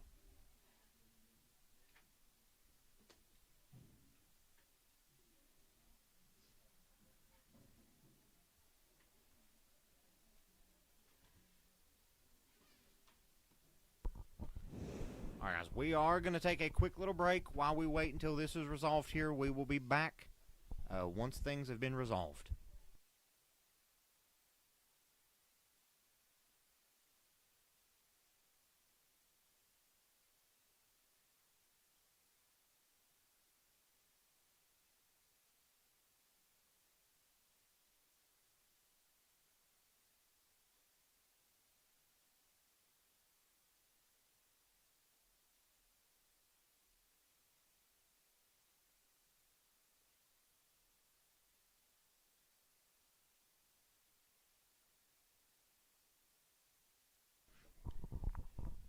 Injured Wildcat made his way over to the sideline. Number 70, Rob Ball, was able to get back up, and that is what we always like to see. Yep, it's people that can get back up.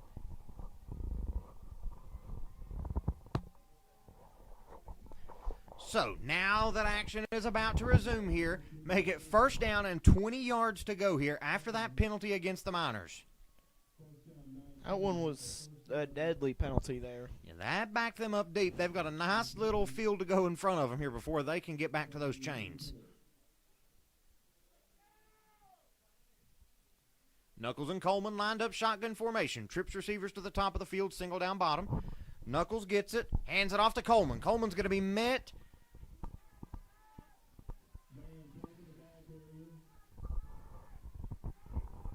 Miners fans calling for a face mask all over, but they are not getting one. Make it second down and 20 to go now.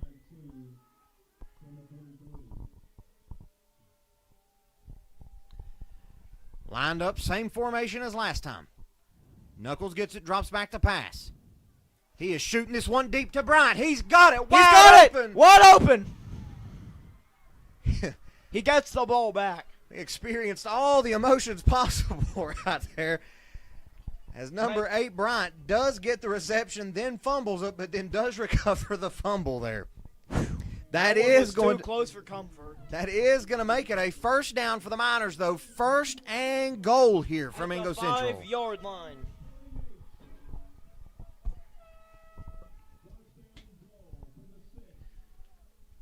Shotgun formation. Knuckles gets it. Hands it off to Coleman. And he might. If there is a flag out on the field. He's going to be stopped short. Of And the that touchdown. flag, if I had to guess, it's probably going to be holding against the Miners.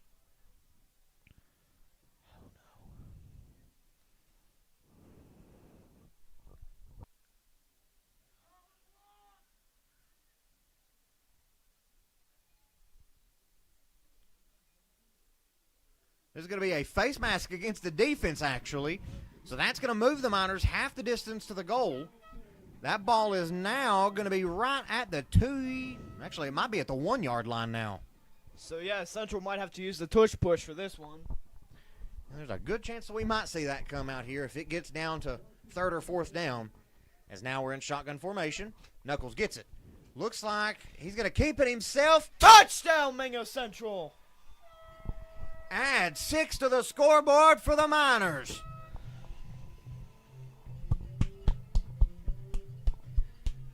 As the fight song is playing once again, Mingo Central with the lead 32-20.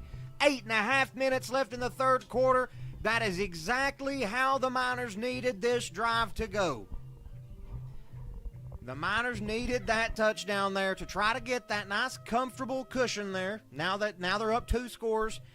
Now they just need, looks like they're going to be going for 2, so they're going to try to make up for one of those lost PATs that they had earlier. So they are lined up for the 2-point conversion. Knuckles throws it out, And it is going to be caught. What a catch! Number 24, Aiden Burke, with an amazing reception Burt Coleman there. and Knuckles are the best on this team. A one-handed catch there, coming down, securing it, and adding 2 points. Mingo Central up now 34-20 after the successful 2-point conversion. We're going to take a quick little break, guys, as the fans are cheering wild, and we will be back in just a moment.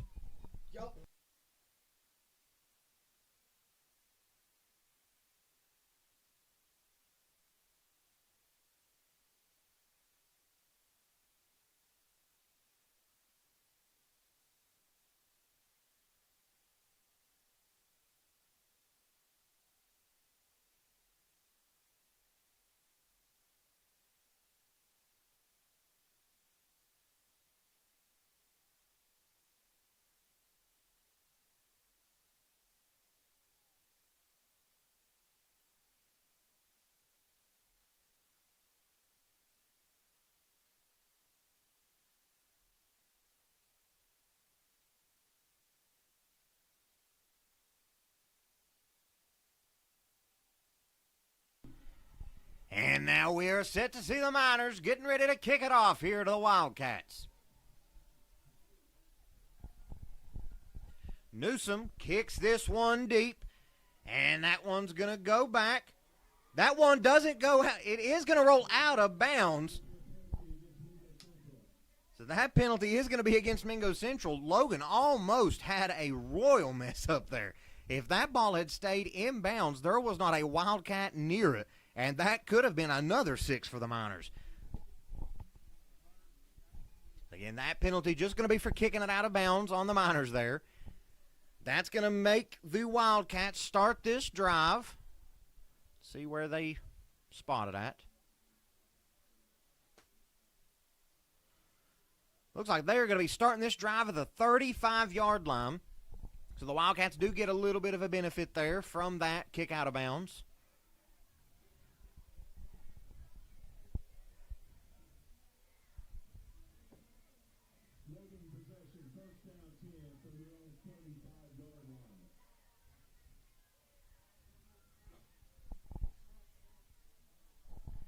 Now Baisden and Johnson once again back shotgun formation. Johnson out in motion. Baisden drops back to pass. Guns a short one here. Number 1, Justice. He's moving with it. He's got the first down, and he's going to go out of bounds. Make it a first down for the Wildcats. They're going to get that ball all the way up to the 46-yard line there. So that was a nice little short, quick pass there by Baisden. Out to number 1, Caden Justice.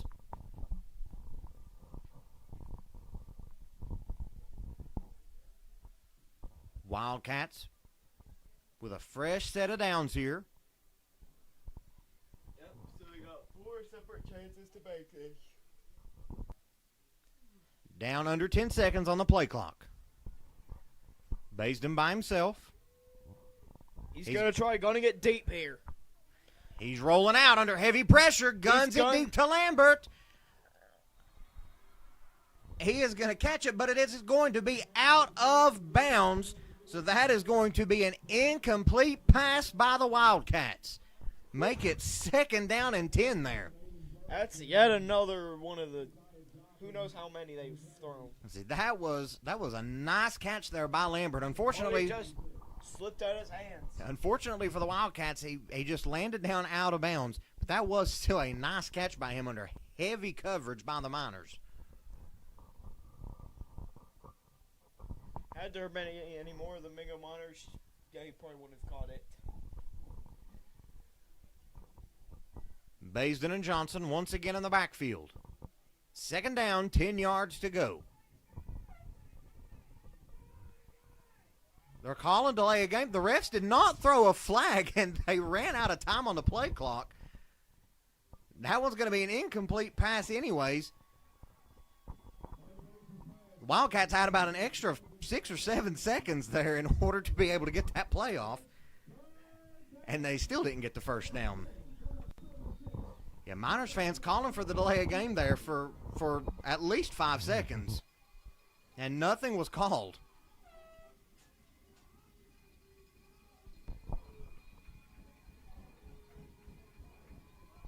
These Miners fans getting loud again here.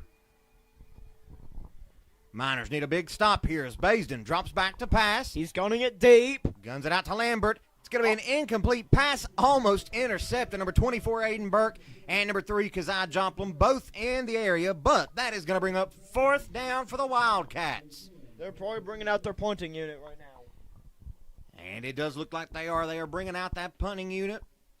That leaves us with just over 8 minutes left here in the third quarter. Miners with that 14-point lead, 34-20.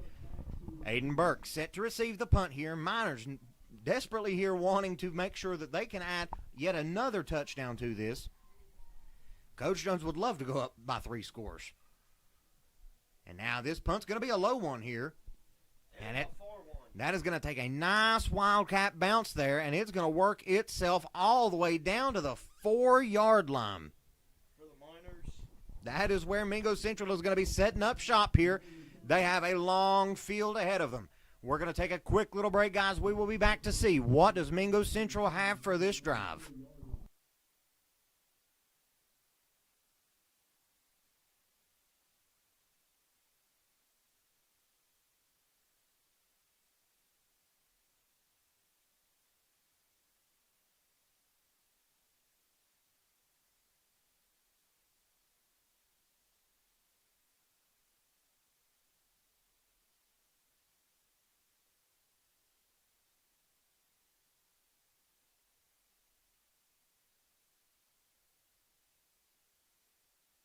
And we are back here. Knuckles going to do a quick little pass out to number 8, Bryant.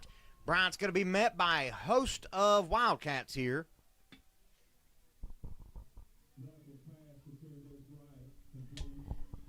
It's going to be a gain here. Make it 2nd down and about 8 to go here for the Miners. It's going to be 2nd down and 7 to go.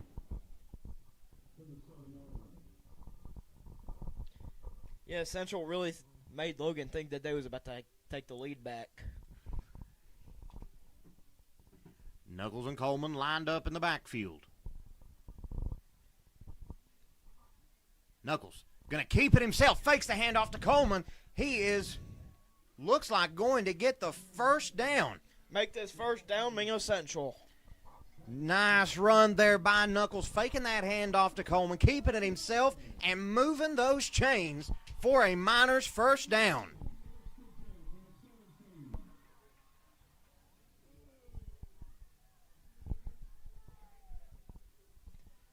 Knuckles gets it, and they are going to most likely call a false start on this by Mingo Central.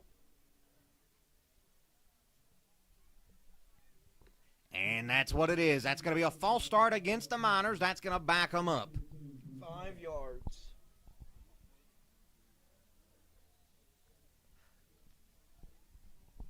First down, 15 to go here for the Miners.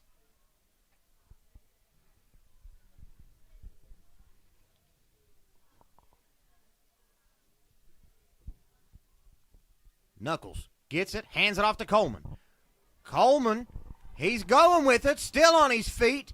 He is still dragging 2 of them with him, and he is going to be brought down at the 31-yard line. That's going to move the chains for Mingo Central Miners. First down, Mingo Central. Nice run there by Coleman. Nice pickup. Yeah, Coleman's been killing it tonight. That is one thing that we say week in and week out about Coleman, that he is able to drag just about anybody with him. Now Knuckles is going to keep this one himself. And he's still up. They're still fighting for it. And he is going to fall forward. That's going to be a nice gain for the Miners. Make it 2nd down. And 4 to go here for Mingo Central. Looks like they have called an official's timeout.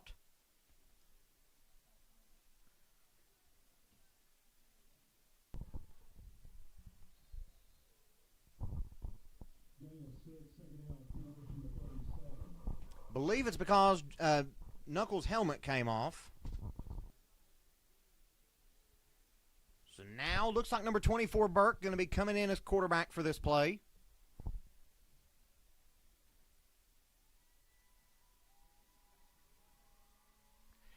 Burke's going to keep it himself, running right up the gut. He is going to fumble it, but it looks like the Miners did get back on it.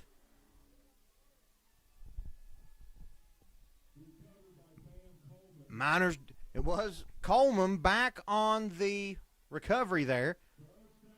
That does move the chains for a Miners 1st down. Nice run there by number 24, Aiden Burke.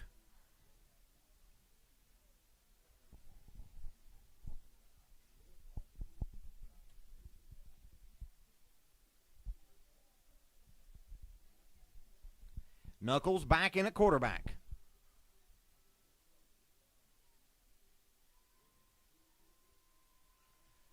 Line it up, shotgun formation.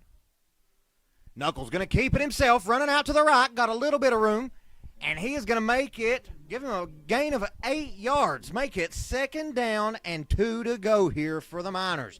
Nice run there by number 7, Jameer Knuckles.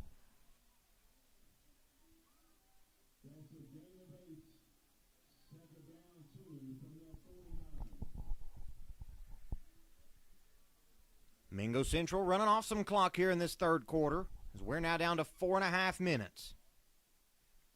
Looks like they are going to call an official's timeout again.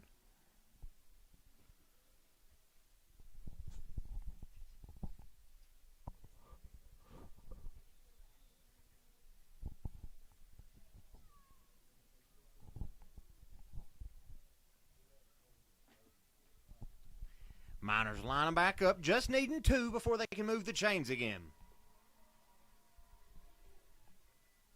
Knuckles gonna fake the handoff, keeps it himself, gonna get the 1st down and then some. Oh my God.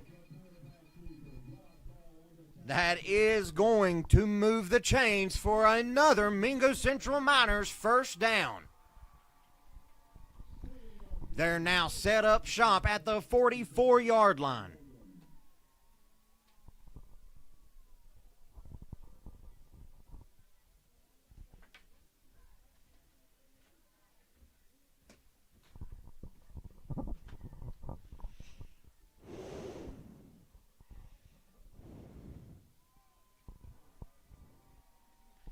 Miners lining back up quickly here. Man in motion. There's a flag out on the field. There's going to be a timeout called by Mingo Oh, Central. never mind. That timeout leaves us with 4 minutes and 6 seconds left here in the 3rd quarter. We're going to take a quick little break during this timeout, guys, and we will be back when action resumes.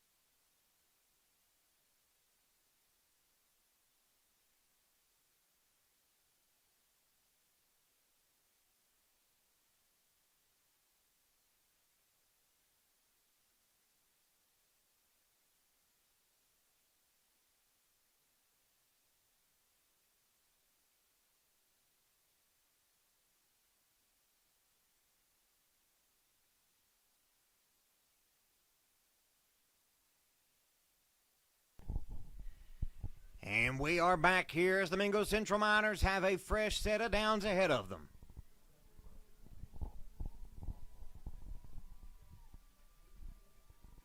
Knuckles and Coleman once again lined up in the backfield. Twin receivers up top. Bryant in motion. He's going to get it. Run him wide out left. Cutting up field. He There's is going to a get a flag nice out on gain. the field. Actually, 2 of them. Yeah, there are a couple flags all out there. So wait to see. That is going to be a holding against the Miners.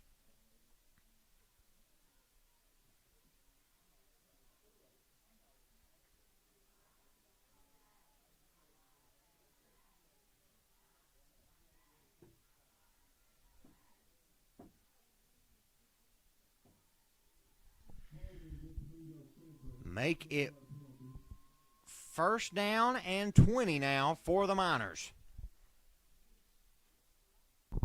That's really backed them up there.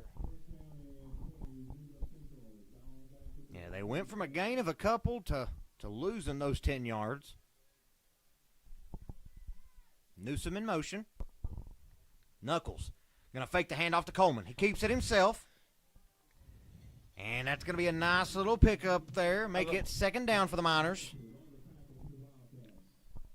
Second down and about 15 to go.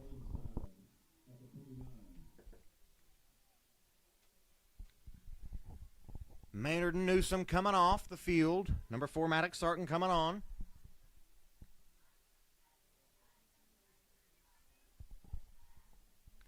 Shotgun formation. Knuckles tosses it out to Bryant. Bryant's got a little bit of room. Oh, he might have some real estate here. He's gone. He's gone. He's gone. Touchdown, Mingo Central!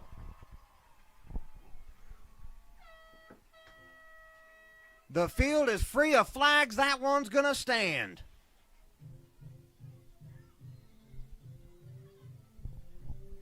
What a job by the Miners to go up 20 points here on the Logan Wildcats in the third quarter.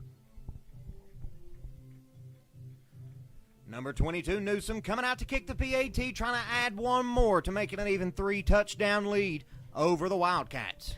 Yeah, and Central's did a pretty good job at tricking the Wildcats into thinking they were going to get the lead there for a bit. Yeah, this game, I will be 100% honest, this game is a lot higher scoring than I thought that it was going to be. I thought this was going to be a very, very low-scoring game, and it has not been that at all. Yeah, it's been quite the opposite. 60 points total. Soon to be 61 if he gets this.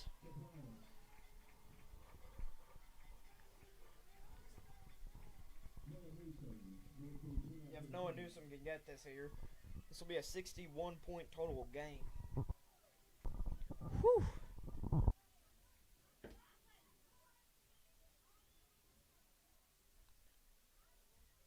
The officials keeping things held up here. And now they're letting it resume. Snap is off.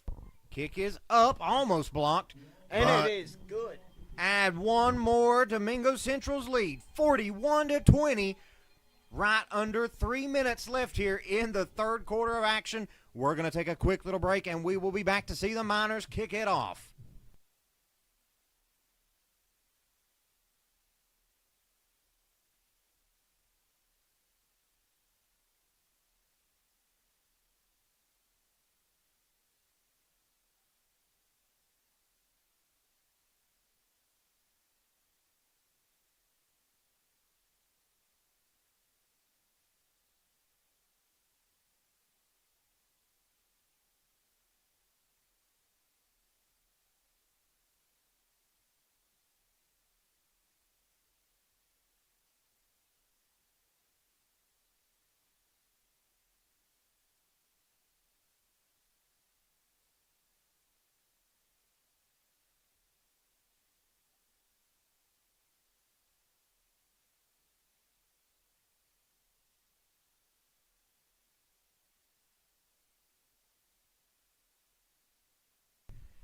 We are back up here on Miner Mountain. Once again, I know we've talked about it before. This crowd up here is on fire tonight for Mingo Central. Again, this is one of the largest crowds that I have seen up here at James H. Buck Harless Stadium in a long time, and they are making their presence known tonight. As that kick from Newsom is off, that's going to be a deep one. Going to be caught by Justice. He's going to be the returner here. Big block from Keeney for the Wildcats. And he's going to be brought down at the 14-yard line. That's where the Wildcats are going to be setting up shop here.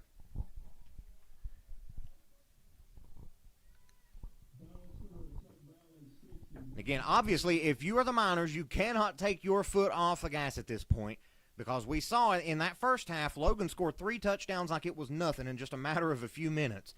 So if you are the Miners, you definitely can't get a big head at this point. You've got to keep your head on straight. You've got to keep playing good defense, because this Logan team is a very explosive team. It's been just about anything can happen whenever you least expect it here. And now that's going to bring up second down for the Wildcats. Going to be a carry from Johnson.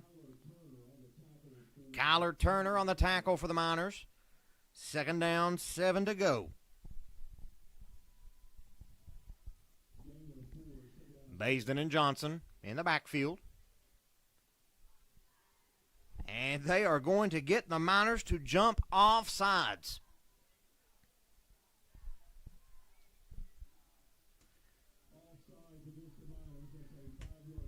So that's going to move the Wildcats even closer to those first down markers.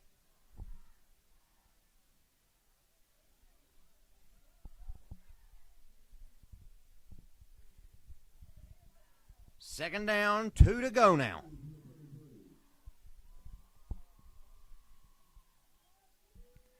Baisden hands it off to Johnson. Johnson runs it right up the gut. He's going to get the first down and then a couple more.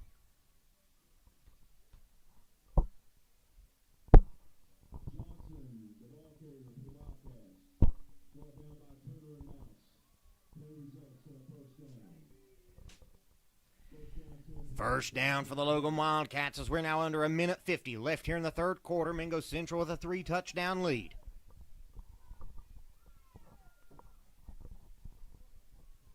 Still going to be Baisden and Johnson in the backfield. Shotgun formation. Baisden gets it. Guns it off to Justice, I believe. Justice going to pick up about 6 on the play.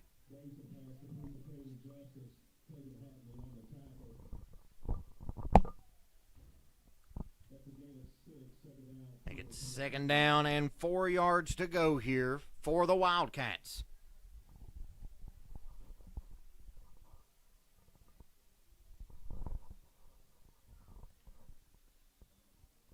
As now there's going to be a timeout taken by the Miners. And since they're taking a timeout, we'll be taking one, and we'll be back once action resumes.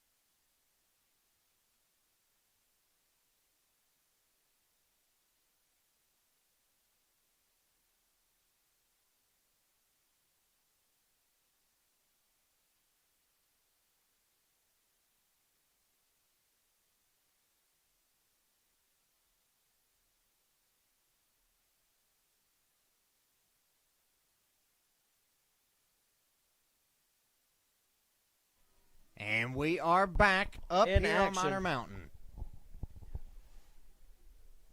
Man in motion. Baisden hands it off to number 2. And he's going to be met at around the... I believe that's the 48-yard line he gets met around at. 46, actually, they spot the ball at. It's going to make it third down and about 2 yards to go here for the Wildcats. Yep, they got to get to that 44-yard line.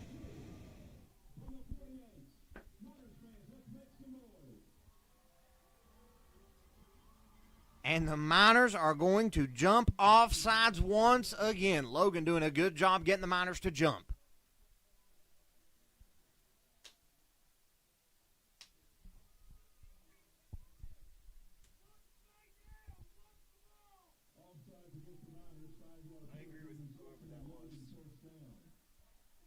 So once again, that's going to be an offsides by the Miners. That is going to move the chains to give the Wildcats a first down for free. That ball now is going to be on the 46-yard line.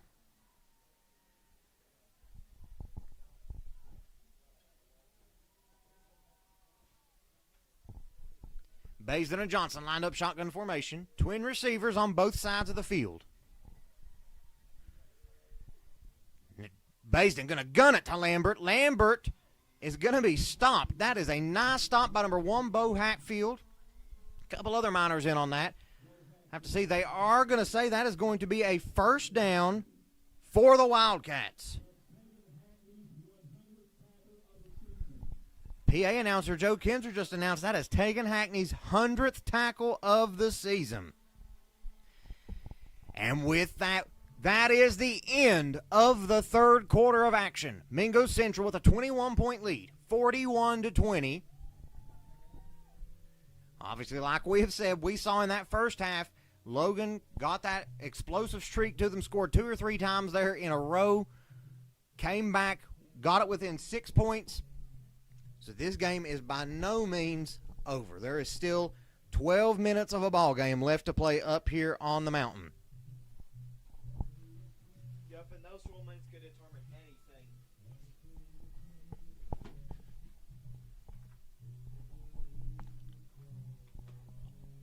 Also, as we're sitting here waiting for this, let's take a look real quick at some things.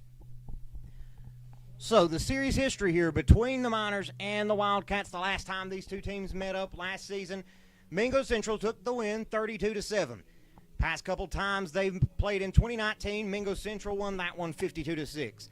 They played in 2018, Mingo Central won that one 50-8. Then they played in 2017, Mingo Central won that one 65-22. So this game, this has been a series that over the last couple years has been dominated by the Miners. Yep. And then their last, I don't remember when their last win was against us.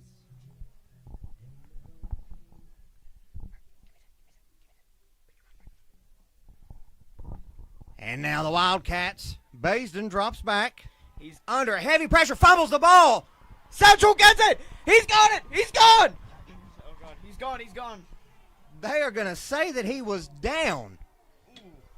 I will say right now, wholeheartedly, that he was not down. Again, I know that's rich coming from a crew named Mingo Central Live, but that is something that absolutely anybody could see, that player was very much still up on his feet. The refs giving a nice gift there right to the Logan Wildcats, giving them the ball back. Again, that's going to make it second down. Let's see what they're doing. Second down and a country mile to go here for the Wildcats.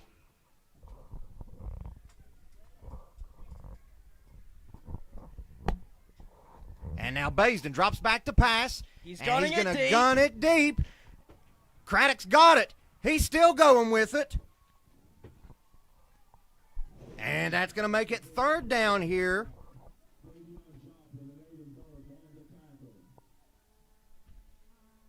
Third down and maybe a yard to go.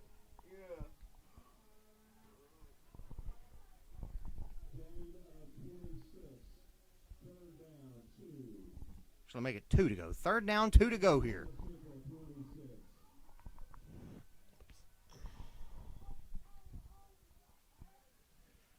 Baisden and Johnson in the backfield.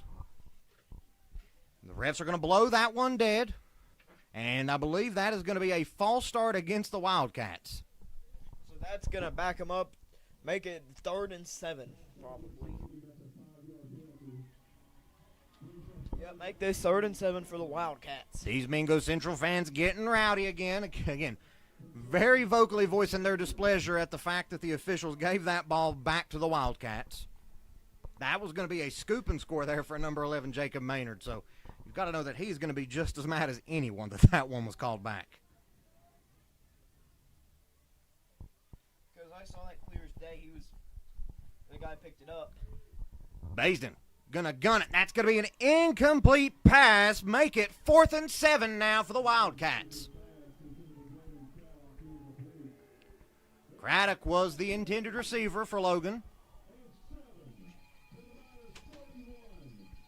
Mingo Central needing a big stop to get some momentum back on their side here. This crowd is behind them, letting it be known, trying to disrupt this Logan offense. Yeah, because the crowd can definitely go with you sometimes. Ball snap. Baisden drops back to pass. Guns it out. That's going to It's be intercepted by intercepted. Central. He's got it. And then he stopped at the 50. And that is going, there is a flag out on the field. That one, if I had to take a wild guess here, is probably going to be pass interference against Mingo Central.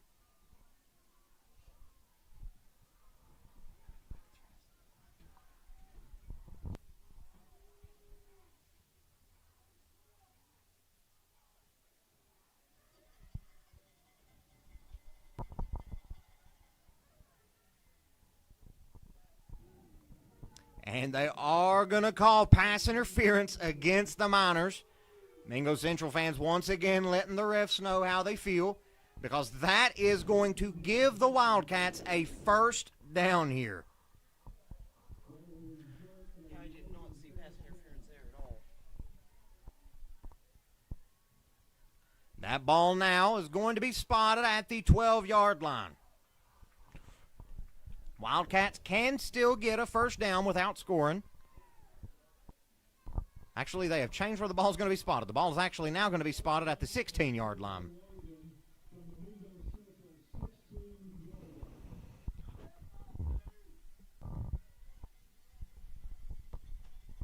Now Baisden drops back to pass. He's going to gun it to the end zone. And that's going to be caught for a touchdown by the Wildcats. Should have been an offensive pass interference, and the refs are not going to call it. And there is going to be a flag on the field, and if I had to guess, probably against the Miners.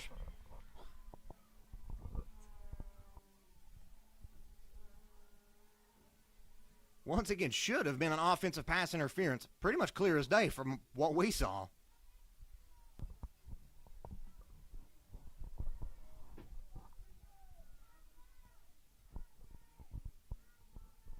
Yeah, and these Miners fans are definitely not having it. Yeah, the ref's doing a pretty good job of getting the Miners fans worked up.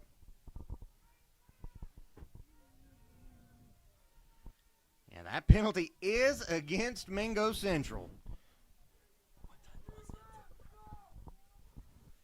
Yeah, that now makes two, in all honesty, awful calls in this officiating crew.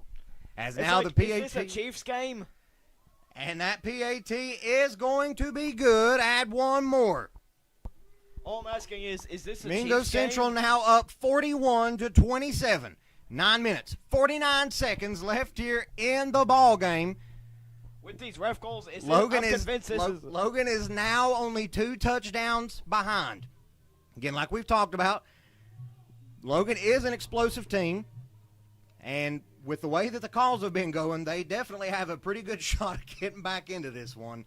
But that's something that Coach Jones, he's going to work with his Miners, make sure that they keep a level head and that they don't give the flags an opportunity to come out. But again, like we've said, and I think everyone will agree with us, we usually do try our hardest to make sure that we don't complain about calls that are thrown. But those are two terrible calls. That the fumble that was called back when the player was still standing on both feet. Yeah, And then the Logan receiver shoving off on the defender and that not being called offensive pass interference. But again, those are things that you can't change. If you're Mingo Central, that's you just take it, you keep going with it. Because again, at the end of it, you're still up 2 scores with a chance here after this kickoff. You've got the ball again. You have the opportunity to get that 3rd touchdown back. So that is what Coach Jones is keeping this Miners team in gear for. is wanting them to make sure that they keep their head on straight, that they don't let things kind of get to them. Yeah, all I'm saying is that with some of these ref calls, I'm convinced this is a KC Chiefs game. Sorry. And now Logan getting ready to kick this one off. And it's off. It's going to be an onside kick. It's going to be touched by the Wildcats, though, before it gets those 10 yards.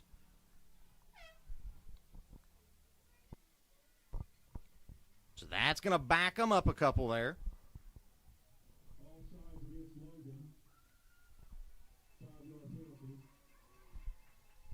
Yeah, that backs the Wildcats back up 5 yards. So now they're going to be kicking from the 40.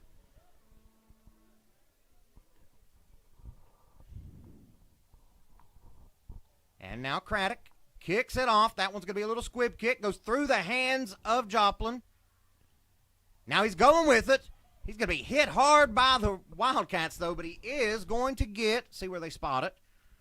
He's going to get to about the 33-yard line is where Mingo Central is going to be starting this drive at. 9 minutes, 42 seconds left in the ball game. Mingo Central with a 2-score lead, 41-27.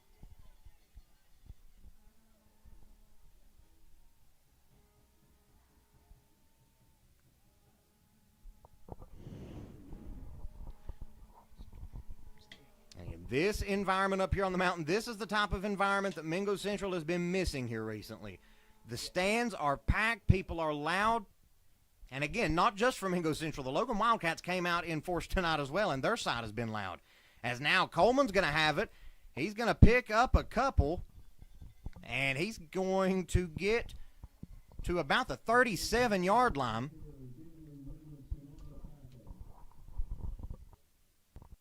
Both teams are very explosive with how they can play.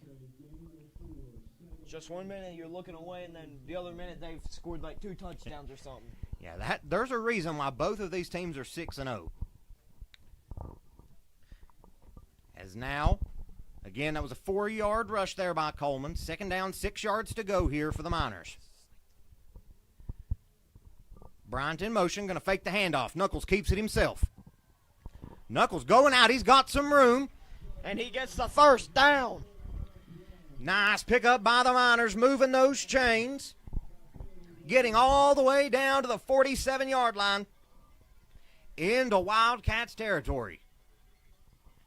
Yep, definitely what they don't like to see. If I was the Wildcats right now, I'd be trying to figure out ways to intercept that ball and not get pass interference, because yeah, that Mingo Central is going to be content. They're going to try to use every second of this clock that they can to run it down, to just try to limit the opportunities that Logan gets overall in general. Yeah, and they're going to try and get them to get as much penalties as possible to win. Now Coleman's got it, and he is fighting his way through there for a big gain. That could have been a first down there. Yeah, that's going to be an 8-yard gain there. Make it 2nd down and 2 to go after Coleman powers his way through that Logan line. Yeah. That man is just able to just power through things. Yeah, he is a runner who does not give up. He would hit a brick wall and keep running through it. As now they look back to the sideline, getting the play call. Once again, Knuckles and Coleman back in the backfield. Knuckles, he's going to keep it himself, quarterback keeper. He has got the first down, and he is going to be brought down at around the 30. Looks like the 34-yard line. 34-yard line. But that is still going to move the chains there for a Mingo Central Miners first down. Whew. Yeah, this game is...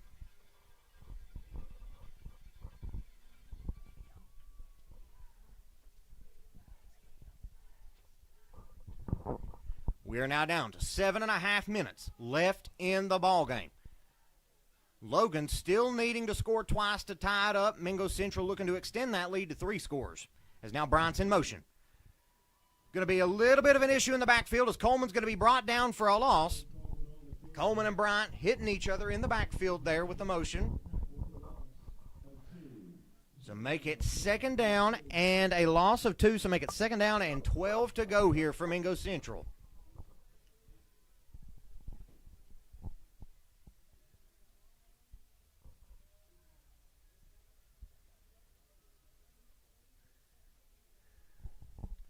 Mingo Central again running every second that they can off of this clock, not wanting to give this ball back to Logan any more times than they have to. As now Knuckles fakes the handoff, keeps it himself, and he is going to be met. He is only going to gain a yard on the play. Make it 3rd down and 11 to go here for Mingo Central.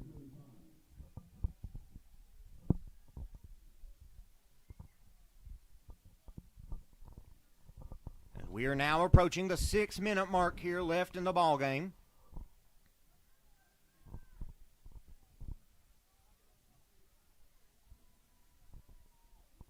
Knuckles gets it, drops back to pass, guns it deep to Bryant, and it's caught! Completed pass! First down for the Mingo Central Miners. Nice job by Knuckles and Bryant on keeping this one alive. And now Bryant is going to be hopping off the field, though, but he does put that weight back on his leg. He is still hobbling off, though, so he is going back to the sideline. Ooh. That doesn't look too good.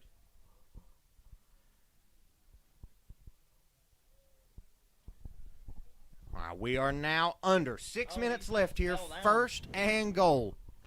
Looks like he's just got a cramp looking at it from the sideline here. Yeah, those leg cramps really do kill you in there. Yeah. Shotgun formation. Burke in motion. He's going to hand it off here to him. He's swinging out left. And then there's 2 flags, I think, got thrown. Yeah, there are flags all over the place. And that's probably going to be against Mingo Central. If I had to guess, it's going to be a holding call like we saw on that sweep earlier.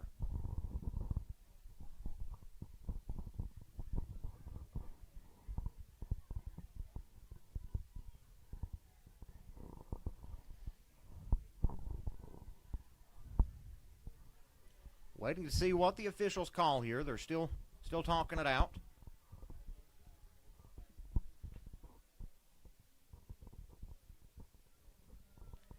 They're going to call a false start against Mingo Central, so that's going to back them up 5. Not too bad. That now, the ball is going to be spotted at the 11-yard line. It is still 1st and goal for Mingo Central Miners.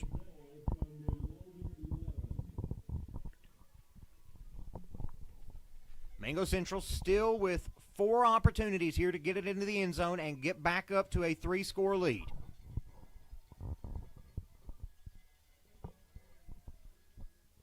Knuckles and Coleman, shotgun formation. Ball is snapped. Knuckles rolling out to the right. He's going to get it to Burke. And he's got it! Touchdown, Mingo Central! Add 6 to the lead for the Miners. Beautiful catch and a reception from Knuckles to number 24, Aiden Burke. What a heck of a play. Yeah. Yeah, I sure wasn't lying when I said both teams are explosive.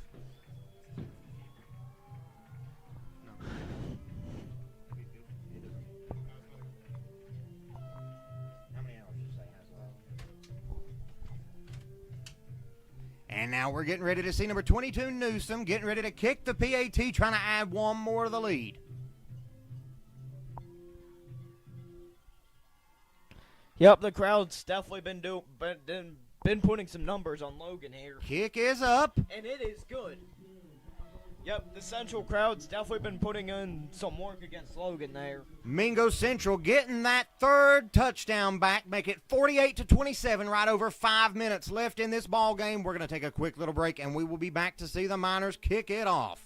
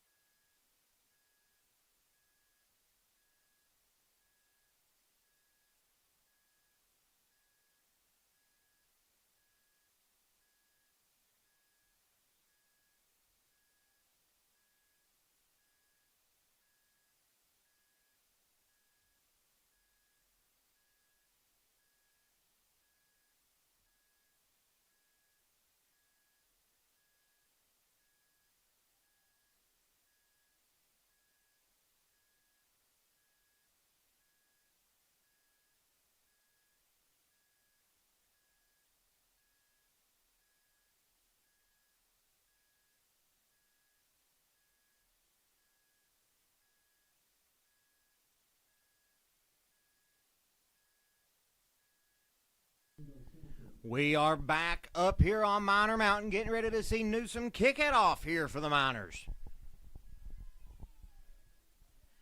And that one is kicked deep. Justice is going to catch it, bobbles it a little bit, but he is going to maintain possession. He is returning it here. He has got some nice green grass ahead of him, but he is going to be brought down by the Miners kicking team. Keziah Joplin in on the tackle there for the Miners. Logan going to be starting this drive from the 26-yard line.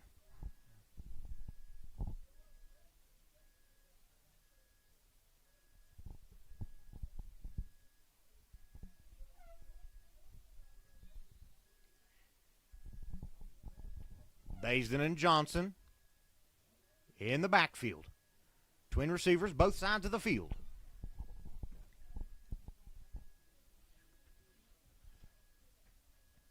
Now Baisden's going to hand it off to Johnson. Johnson's going to be stuffed immediately. He is going to lose about 2 yards there on the play.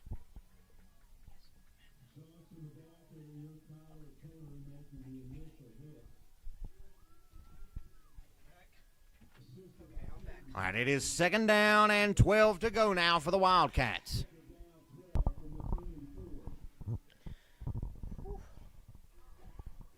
Baisden and Johnson setting up shotgun formation. Twin receivers as always.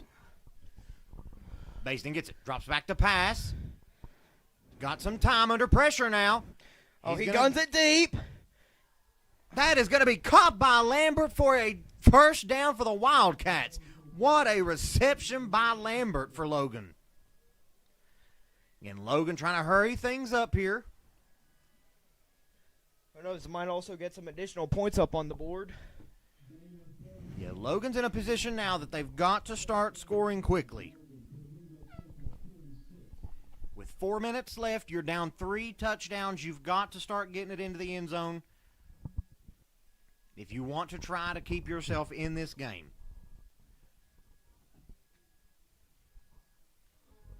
I feel like the name of the game here is going to be run down the clock. Baisden gets it out to number 2 for Logan. Going to stiff arm Val Alomar, but he's going to hang on to the shoelaces there, and he's going to bring him down. That was number 2 on the reception. Colton Green for the Wildcats make it 2nd down and 10. This has been a game and a half.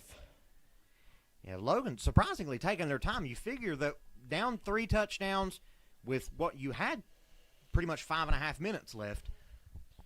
In no hurry, though, to get the ball snapped.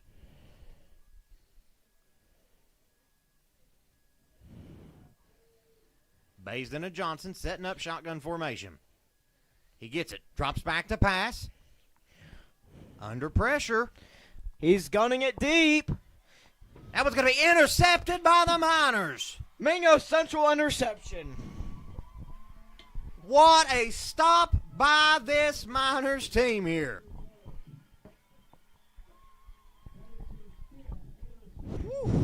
Now Now, out of breath from how good this game's been.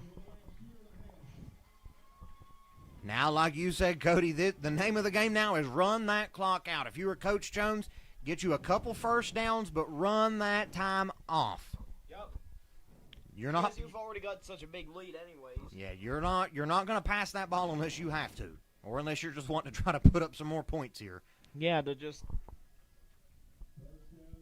further it, I guess. Now we're looking Knuckles and Coleman still up in shotgun formation.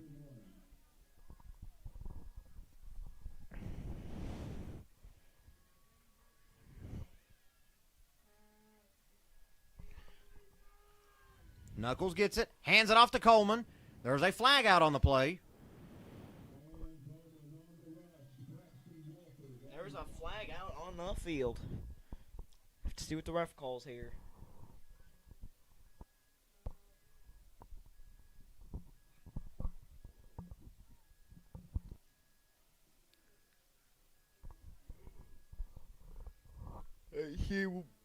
See what the white hat calls here. We must have missed it. Whatever the penalty was, it was against the Miners.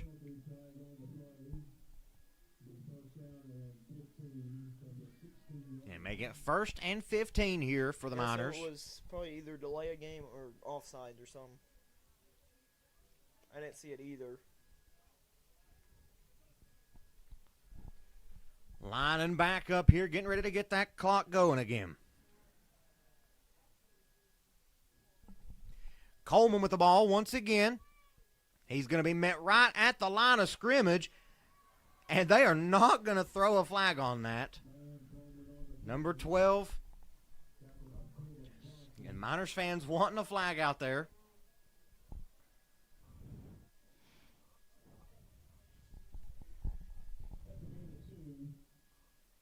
Make it 2nd down and 13 to go here. Yeah, Miners fans wanted a flag there because Johnson was trying to tackle about 2 or 3 seconds there after the whistle had blown. But again, the name of the game now, like we've said, is winding out that clock. You're now under 1:40. Knuckles gets it. Going to keep it himself. Runs it right up the gut, getting some good yards there.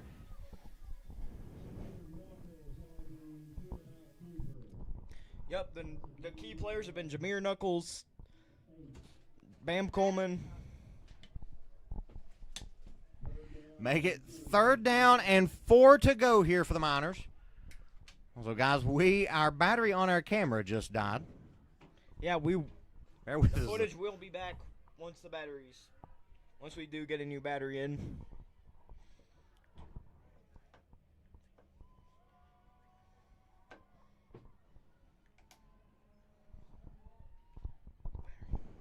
Now they're lining up shotgun formation once again as we're now down to 47 seconds.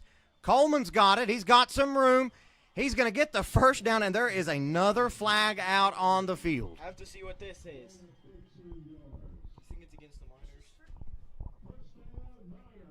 Yep, the Miners get the 1st down.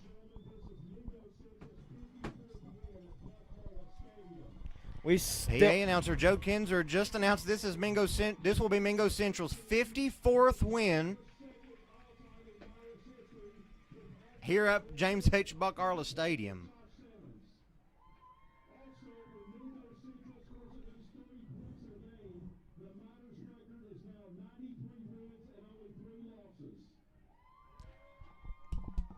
Joe Kinzer also announcing that if in games that Mingo Central has scored at least 30 points, Mingo Central has only lost 3 games in school history with that.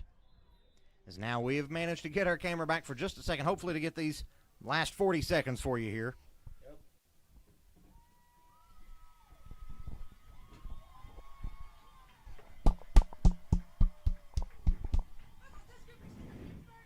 And now they are lining up shotgun formation. For probably either the last play of the game or one of the last. Knuckles keeps it himself.